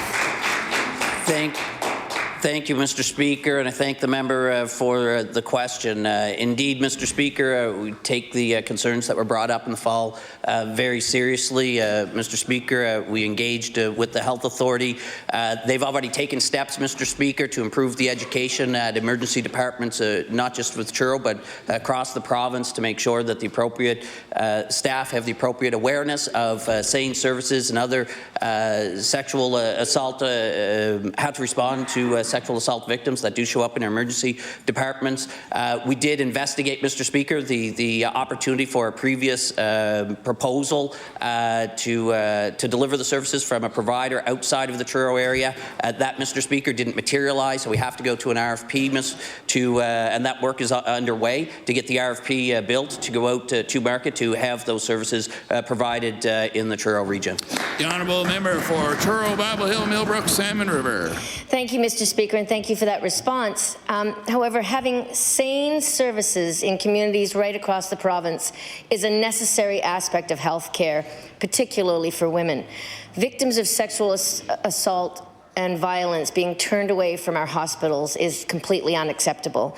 And one of the women who last fall shared her account publicly, who is a constituent of mine, and she wrote a letter to the minister, which he responded to, recently has said that the lack of progress on the issue is extremely disappointing. And the Colchester Sexual Assault Centre in Truro has still not received any response to their requests from the department, which was sent over a year ago. So, Mr. Speaker, could the minister please assure me today, on behalf of my constituents, that funding for SANE services in Truro will be included in the next budget and available at the hospital by the summer? The Honourable Minister of Health. Thank you, Mr. Speaker. I do want to assure the member, and indeed all Nova Scotians in Truro and throughout the province, especially those who may be victims of a sexual assault, Mr. Speaker, that services are available in our emergency departments. Mr. Speaker, SANE services have been expanding throughout the province. Recently in the South Shore area and Cape Breton, Mr. Speaker, those came on stream just in this past year, as I've already indicated. Order, please. The Honourable Minister of Health has the floor. As I've already indicated, concerns that were brought forward late in the summer and the fall were taken to heart, Mr. Speaker, so steps were taken by the Health Authority to do more on educating and providing more information to emergency department staff so that they know where and how to refer people to those SANE services that are available, while at the same time, Mr. Speaker, we as a department have been working to evaluate a proposal that did come forward that the member referenced. That proposal did not come to fruition, Mr. Speaker, and so we have to go forward with a full RFP, and I can't say when that's going to be completed. The honourable member for Victoria the Lakes. Thank you, Mr. Speaker. Mr. Speaker, my question is to the Minister of Health and Wellness. Over a month ago, residents of the North of Smoky area that are served by Buchanan Memorial Hospital, Neils Harbour, were informed that they'd be losing the services of the only lab technician on site and that he would be placed by point-of-care testing. As expected, Mr. Speaker, this has raised a lot of concern for both residents of the community and the doctors that serve the hospital. So much so that Dr. Bernie Buffett, one of those doctors, has shared 5 letters questioning the action and point-of-care testing. Yesterday, Mr. Speaker, the minister spoke highly of the benefits of point-of-care testing, and I suggest maybe he should speak to Dr. Buffett. My question for the minister is, who is responsible for making this decision, and why was it made? The Honourable Minister of Health. Thank you, Mr. Speaker. The operations within the hospitals, Mr. Speaker, are governed and administered by the Nova Scotia Health Authority. So that would be, Mr. Speaker, the organization that makes the decisions around the operations for those facilities. But, Mr. Speaker, with respect to when a lab technician that is providing the services is no longer available, Mr. Speaker, the Health Authority does have to respond to ensure that testing services are available. The advances in technology, the member referenced point-of-care technology. That is technology that allows testing of many samples to be conducted on-site in community hospitals without the need for lab technicians, because the technology does the testing for them. And, Mr. Speaker, that's what they did to put in place at that site when they weren't able to find a replacement technician. The honourable member for Victoria the Lakes. Thank you, Mr. Speaker. Well, apparently the Health Authority hasn't taken into account the fact that it's going to take at least 3 hours to deliver blood from Buchanan Hospital to the regional. And citing the lack of technologists as one of the reasons won't cut it either. It's our understanding there are 35 people graduating from the lab tech program at NSCC who have never even been approached by the Health Authority. On top of this, the Hospital Foundation and the community have been trying to recruit doctors to replace 2 on staff that are ready to retire. The decision by the Health Authority to remove this service makes recruitment even more difficult if doctors feel they're not being properly supported and the services they require aren't there. So my question to the minister, will he reverse this bad decision and begin the process to immediately hire a lab technician at Buchanan Memorial Hospital? The Honourable Minister of Health. Thank you, Mr. Speaker. The member again questions the role of the testing technology, point-of-care, bedside testing services. Mr. Speaker, what this actually enables is to get, in many cases, tests for many conditions back even faster, Mr. Speaker, on site through that technology. So, Mr. Speaker, I've spoken and had information presented to me from community hospitals where point-of-care testing has been implemented in the province.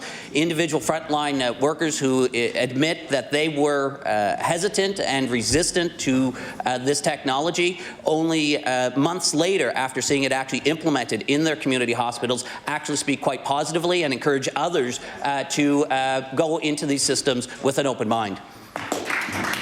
The honourable member for Sydney River Myra, Lewisburg. Thank you very much, Mr. Speaker. And Mr. Speaker, my question through you is to the Minister of Education and Early Childhood Development. Mr. Speaker, it's been over a year now since I have raised this point regarding young people in our society that face challenges in our public school system. Challenges which can only be solved through an alternate avenue of education. The minister had stated that an expert and informed group on the system of inclusion would investigate and provide recommendations.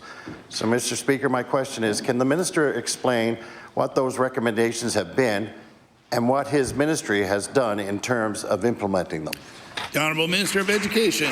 Thank you very much, Mr. Speaker. So we do have a tuition support program in place that I know at least one constituent of the member was not eligible for, but to help students who aren't getting what they need in the public system to access that in specialized schools in the private sector. But in terms of the inclusion support, Mr. Speaker, we acted immediately. We increased our education budget specifically for inclusion by $15 million. We used that money to hire nearly 200 non-teaching support staff into the system, which include child and youth care practitioners, teaching assistants, behavioral specialists, autism specialists, and school psychologists, speech-language pathologists. Those are all hired right now in the system. We've also created alternative learning programs, 8, one for each region of the province, to help make sure that each of our students in the system, no matter what challenges they may face when it comes to learning, have better access to better learning. The honourable member for Sydney River Myra Lewisburg. Thank you very much, Mr. Speaker, and I thank the minister for his answer.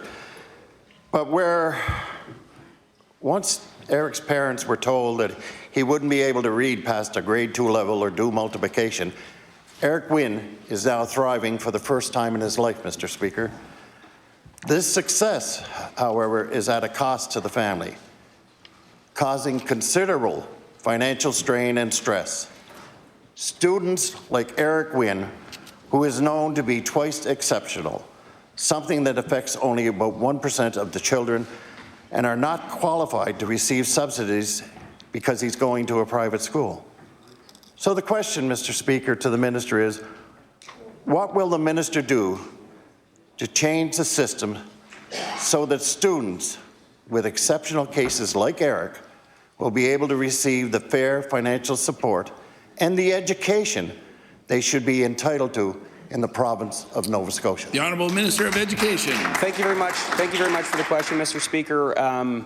We're making some of the most substantial and transformative changes in our education system that we've seen in at least 30 years to help students like Eric.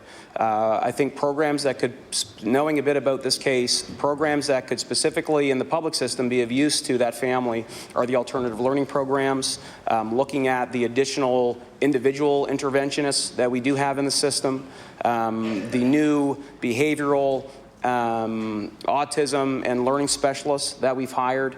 These new supports, I believe, can have an impact on learning for Eric and many more students who are in our system, Mr. Speaker, who haven't necessarily been getting their learning experience that we want them to.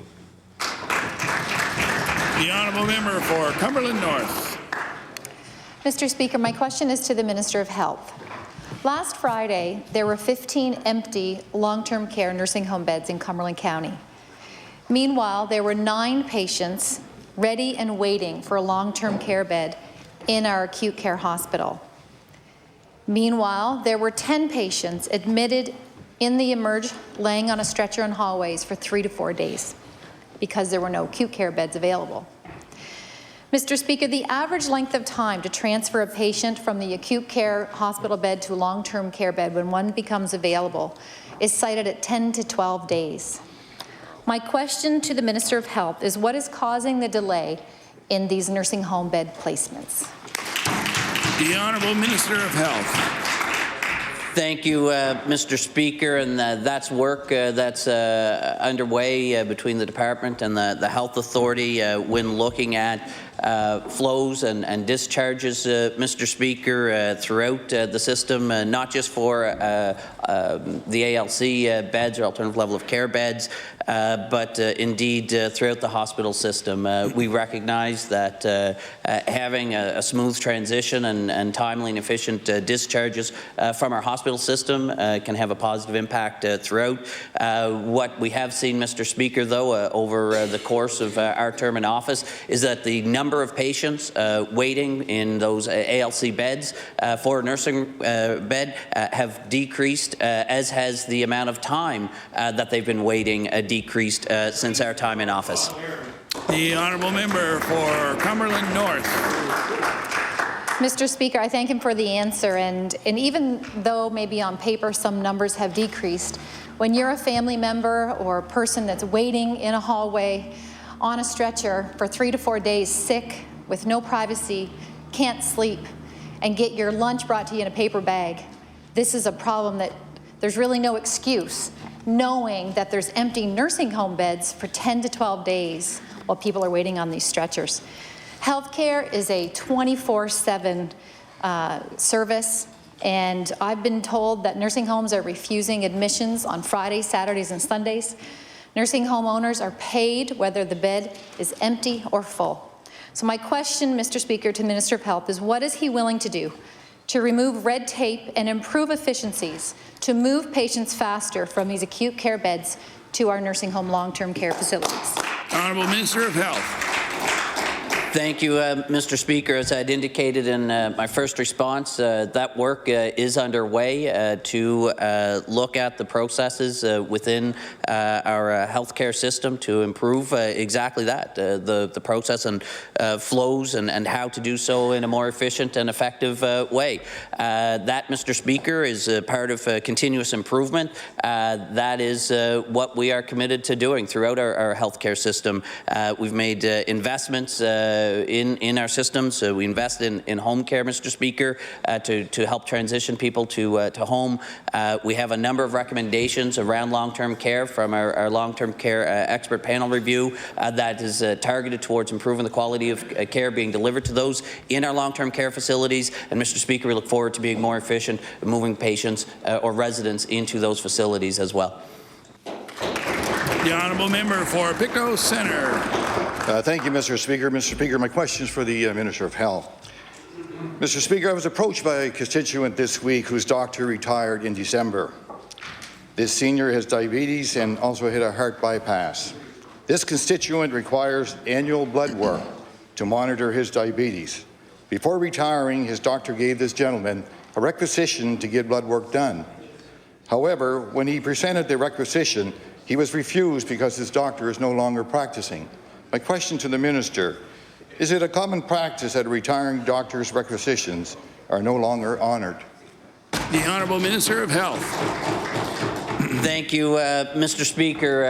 That's the first I've heard of a situation like that. I thank the member for bringing it to my attention, and I'll certainly endeavour to look into it if he wants to provide me perhaps with a little more details after the fact. What I can advise the member, I think, for his constituents and those in the region, we have recruited the Nova Scotia Health Authority, I believe about 6 physicians to the Pictou region since April 1st of last year. And in addition to that, they've hired 7 additional nurses supporting primary care providers in collaborative practice teams in the Pictou County recently as well. So, Mr. Speaker, work is underway to support the residents of his community. The honourable member for Pictou Centre. Thank you, Mr. Speaker, and I thank the Minister for that answer. Mr. Speaker, this gentleman has tried repeatedly to go to walk-in clinics to get his blood work done, but long lineups have prevented him from seeing a doctor. He is past due for the blood work, but can't seem to get the process started, despite having a doctor's requisition for it. Like many Nova Scotians, he's yet to find a new family doctor. My question to the Minister, can the Minister tell me how the healthcare system supports seniors with significant needs who have lost their family doctor? The Honourable Minister of Health. Thank you, Mr. Speaker. As I'd indicated, I hope that the member will share perhaps the details with me. We can look in to the specific situation to help that constituent. More broadly, Mr. Speaker, as I said, in communities like Pictou, indeed communities across the province, we continue to work with our partners, the Health Authority, to recruit additional family physicians. I'd like to remind the member that coming on stream in July of this year is 10 additional family practice residency seats. Indeed, 6 of those resident seats are committed to the northern zone, of which Pictou is part of. So these are some of the examples of things that we are focused on doing to ensure we improve primary care in communities like Pictou, but throughout the province. The Honourable House Leader for the New Democratic Party. Thank you, Mr. Speaker. Mr. Speaker, my question is for the Minister of Education. Almost a year ago, the Minister told us that he accepted the broad objectives of the recommendations made by the Commission on Inclusive Education. However, beyond a one-time investment, which we've heard about many times, and some additional staff, it isn't clear what the government is doing to build the truly inclusive education system that was laid out in the comprehensive 5-year plan of the Commission entitled Students First. Mr. Speaker, will the minister update concerned parents and teachers by tabling the government's implementation plan for the recommendations in the Students First report? The Honourable Minister of Education. Thank you very much, Mr. Speaker. There'll be more coming in this year's budget, and I hope that the member does support. Oh, we have 3 minutes more. Okay, I have time to answer that question. Yeah, thank you very much, Mr. Speaker. Yeah. No, that's better. So we're about 6 months into a 5-year rollout of the inclusion report. They have established a blueprint for us to follow. We're partnering with Inclusive Education Canada to provide oversight and direction on the implementation of this report. We have already gone to an RFP to bring in an independent third-party academic to provide public evaluations for us to assess how we're doing. So the first focus of the report obviously was on behavioral supports, additional bodies in the system. We successfully hired 200 people. We are in the process of bringing forward a new budget, and the member I know will be happy to see that there will be good news in that budget, and I hope to have her support as we continue to increase investment in education, which has already happened by about $400 million in this province, by 30% of the budget. House Leader for the New Democratic Party. Mr. Speaker, more support workers are welcome, but parents and community members are concerned that not enough is being done to make real change, and the experience on the ground that we hear is that the experience for students have gotten worse. Part of the reason, despite these investments, is that there's a lack of clarity and accountability in the government's approach to this issue. One of the key recommendations in that very first phase of the report was the creation of an Executive Director of Inclusive Education position within the department to lead the implementation and be responsible for it. The creation of this position was key again in the very first phase of that implementation. Mr. Speaker, has the minister filled this position? And if not, when can we expect it to be filled? The Honourable Minister of Education. Thank you very much, Mr. Speaker. So in recognizing that inclusive education isn't just one thing, recognizing that we need to have a culture of inclusive education within the department and across the system, we've actually brought in 3 people to take on the responsibilities of that. So we have our Director of Student Services, who is taking on a leadership role in this regard. We have hired a Mi'kmaq representative, an African Nova Scotian representative, all 3 of whom are the triumvirate on this position. So we're approaching it by not hiring one position, but by applying these responsibilities to no less than 3. And Mr. Speaker, I will remind the member opposite, well, I know she's rightfully critical, that's her job, of what we're doing. I will remind her that the chairperson of the Commission on Inclusive Education has actually been very supportive publicly on the direction that this government has taken, and I will table her public comments for the record. Order, please. Time allotted for oral questions put by members to ministers has expired. Just before we move on to government business, we have a couple of introductions. The Honourable Minister of Internal Services.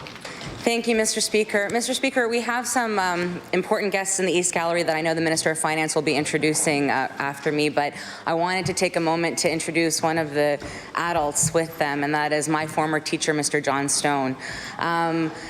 Members, if you've ever watched the movie Dead Poets Society and you think, do teachers like that actually exist? I'd like you to know that in our gallery we do have one. He embodies John Keating. He taught me how to be a lifelong learner, and he taught me how to have joy in everything that I do, and more importantly, he taught me confidence and self-worth, which is partly why I'm here today. So I ask that you welcome him to the gallery and let him receive the warm welcome. Thank you. The Honourable Minister of Finance on an introduction.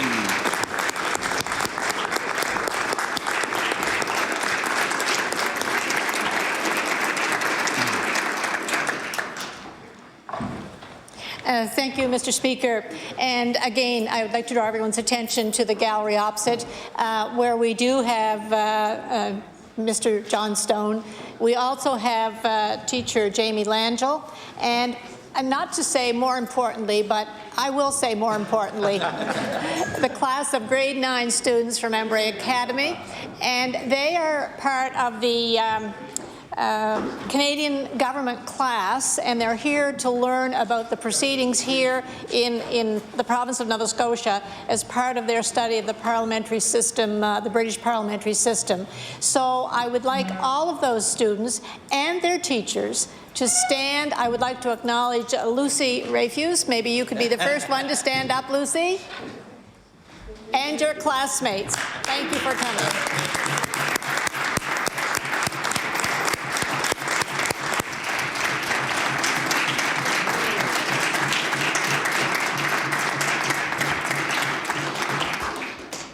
I know you've had a tour of this historic building, and I hope that it's been a great learning experience for you, and as your teachers, they will take you back to the classroom and you will continue that learning journey. Thank you very much.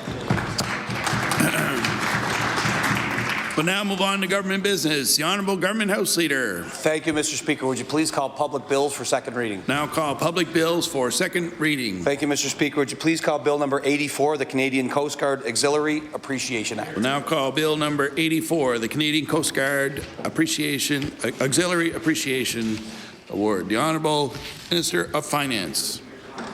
Thank you, Mr. Speaker, and I stand today to move Bill number 84, the Canadian Coast Guard Auxiliary Appreciation Act, and that it be now read for a second time. Nova Scotians who volunteer for the Canadian Coast Guard Auxiliary are being recognized for their valuable support for marine search and rescue operations.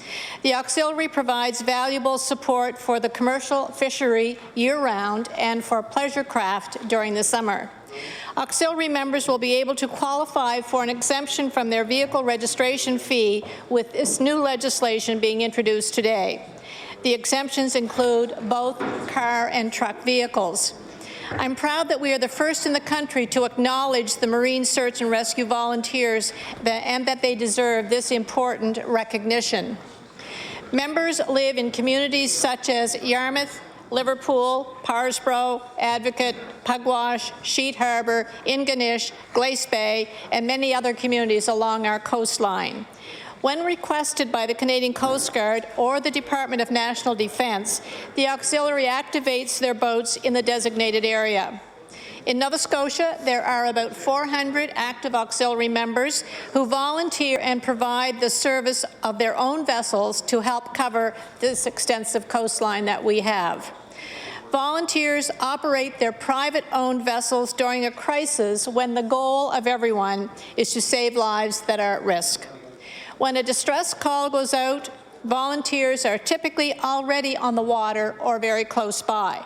They are well positioned to reach the scene quickly and are trained to stabilize the situation and offer support. Mr. Speaker, prevention is another important work of this group. Volunteers aim to reduce the number and severity of marine incidents, and for this reason, the auxiliary is active in promoting marine safety through safe boating awareness activities. Nova Scotians appreciate the selfless contributions made by search and rescue volunteers on land and at sea. Yesterday, Frank Boudreau and Darcy Hinn joined us for the introduction of the bill, and we were so proud that they were invited, and they were so proud to be invited. Mr. Speaker, I look forward to the comments and support from the opposition members of the House, and I think we all need to remember that this bill is not about who takes credit, it's about who gets credit. Thank you. The Honourable Member for Pictou West. Thank you, Mr. Speaker, and I want to thank my colleague for introducing this bill. It's the third time it was introduced, and absolutely right. I've never been an individual that cared who got credit. Never. I'm glad the bill is here. I couldn't be happier about this. It's fantastic.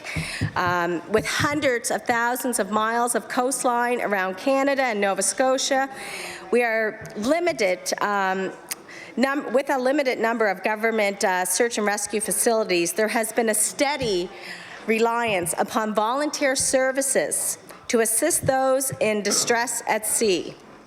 Often, in the past, those coordinating a search wasted valuable time attempting to contact willing volunteers who were properly equipped or knowledgeable to assist in search and rescue, also known as SAR.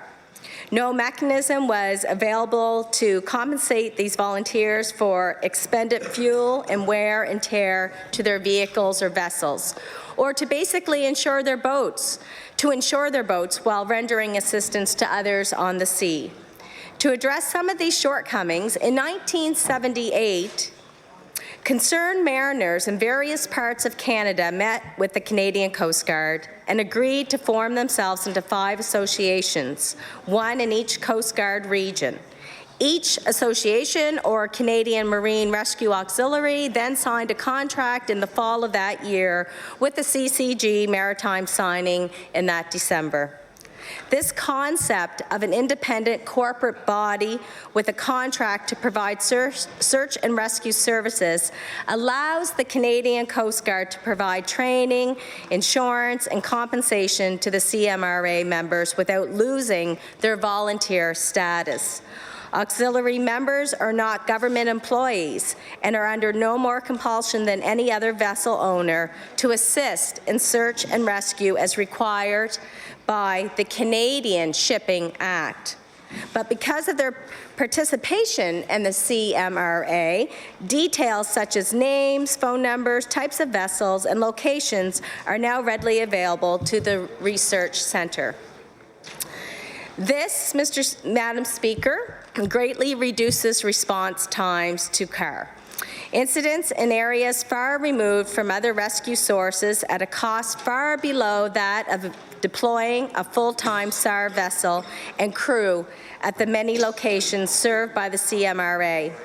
With the signing of the contract among the CMRA, Maritimes, and the Coast Guard in December of 1978, the newly incorporated auxiliary, often referred to informally as the Coast Guard Auxiliary, existed only on paper. Times have changed, and these local groups, now called units, are made up of fishers and/or yachtsmen from one or more local communities who organize themselves in areas for volunteer rescue work with their own vessels. They choose a leader, they go into SAR training, first aid courses, and exercises, and then decide on how to best put themselves at the disposal of the rescue centre. Madam Speaker, the Canadian Coast Guard's Auxiliary is an organization that is dedicated to on-water search and rescue and safe boating activities. Their mission is to provide permanent day and night search and rescue services to cover marine requirements in the maritime region and prevent the loss of life and injury. Their mission statement is simple, and I quote, "Save 100% of lives at risk, reduce the number and severity of SAR incidents, promote marine safety, support the Canadian Coast Guard, provide humanitarian service, maintain the highest professional standards, promote dedication and pride in membership." Like many volunteer organizations, CCGAM is experiencing difficulty in retaining volunteers.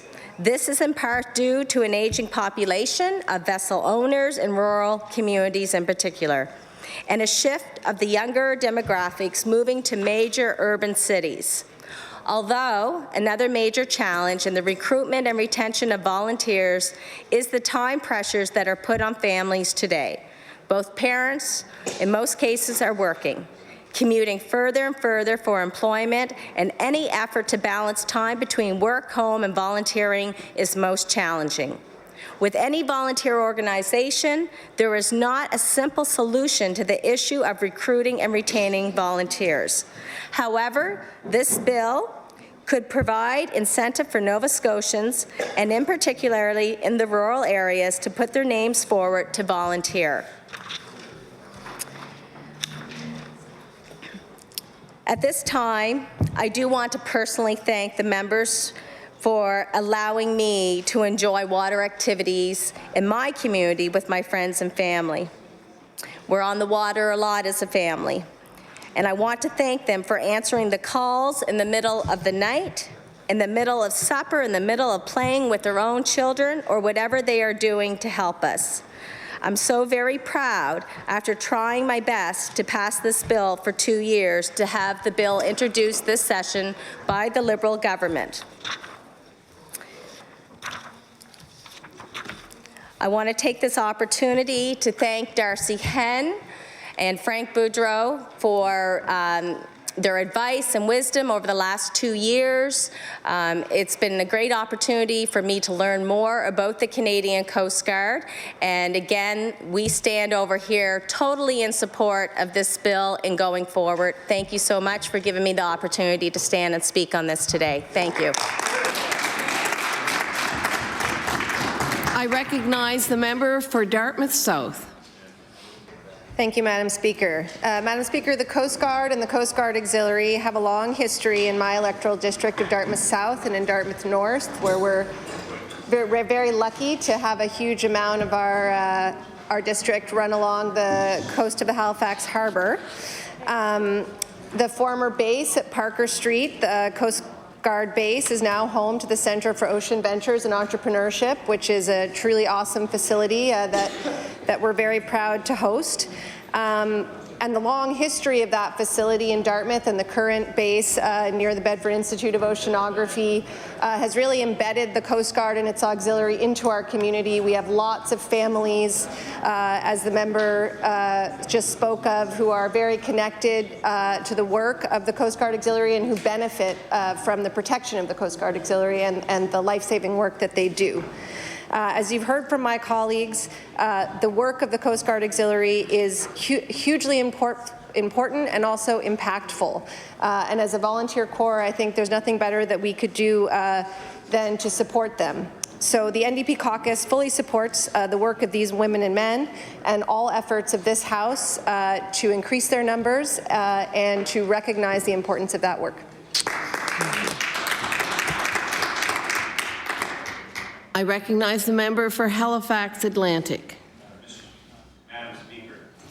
Madam Speaker, it is my honor to stand here today and speak on this very important bill. We heard a lot of great things said about the Coast Guard Auxiliary, and part of the mission that really sticks with me, part of the Coast Guard Auxiliary's mission is to save lives on the water. It's a pretty powerful mission, save lives.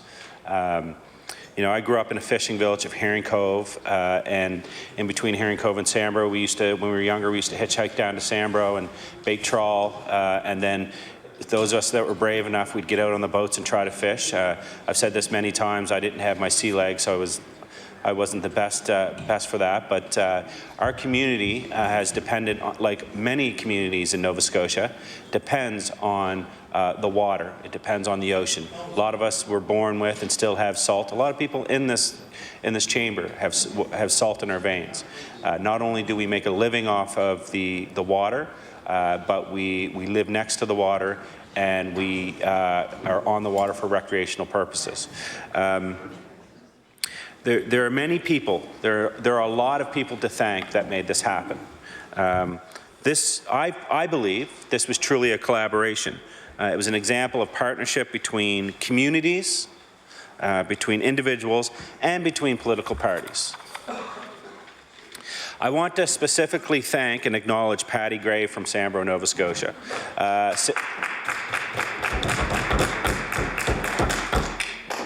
And I'd also like to get on record that Patty can stop calling me about this bill now. So Patty probably called me, and I had conversations with Darcy, and Darcy and Patty went back and forth several times. He probably called me about 100 times on this, and that's not even an exaggeration. He called me this morning, he called me last night, he called me in the afternoon, and he wanted to specifically thank all members of the legislature and the minister for making this happen. It may not seem like a lot to some people, but just that little bit of acknowledgement, that the work you're doing is extremely important to Nova Scotians, and it is life-saving work. It goes a long way for those men and women. A lot of them are actually fishermen and women that in their free time, in their spare time, they're out there part of the Coast Guard Auxiliary. It means a lot to them that they're being recognized for their hard work and their volunteerism. I would also like to obviously to recognize and thank the minister for the importance of her leadership on this and taking a hold of this bill and making sure that it is one that was put through and that all sides were listened to on this. So that's a big thank you. And to the member for Pictou West, I want to say, for our many conversations over the years on this, I can say that there was collaboration and our communities came together. I think Pictou and Sambro came together on this bill, and we, the member and I had many conversations on the importance of this bill and making sure that this bill gets through. So I do want to recognize her for helping making this a reality and you know, for working with all of us to make this happen. So I'm going to keep this short and sweet, but so to the many people who work together to recognize the important work of the Coast Guard Auxiliary, their services are one that are critical. They're critical to a lot of Nova Scotians. Their work, their service, I think a lot of times go unnoticed until, like we saw here today with our brave men and women in the fire department, until we need them. I think a lot of times we don't realize how important their services are. So I'm proud to stand here today in support of this bill, and as a caucus, we are all deeply in support of this bill. We all hope that we never have to use these services, but when we do need these services, we are forever grateful. So, Madam Speaker, I would argue that this isn't a government bill. It isn't an opposition bill. This is a bill of collaboration and appreciation for all our local heroes. Thank you, Madam Speaker. I recognize the Minister for Finance and Treasury Board. Thank you, Madam Speaker, and I do appreciate the comments that came from opposition parties. And as the member has just said, this is something that every member, I believe, in this House would support. I thank you for your comments. I thank you for your support. And with those comments, I will close debate on Bill 84.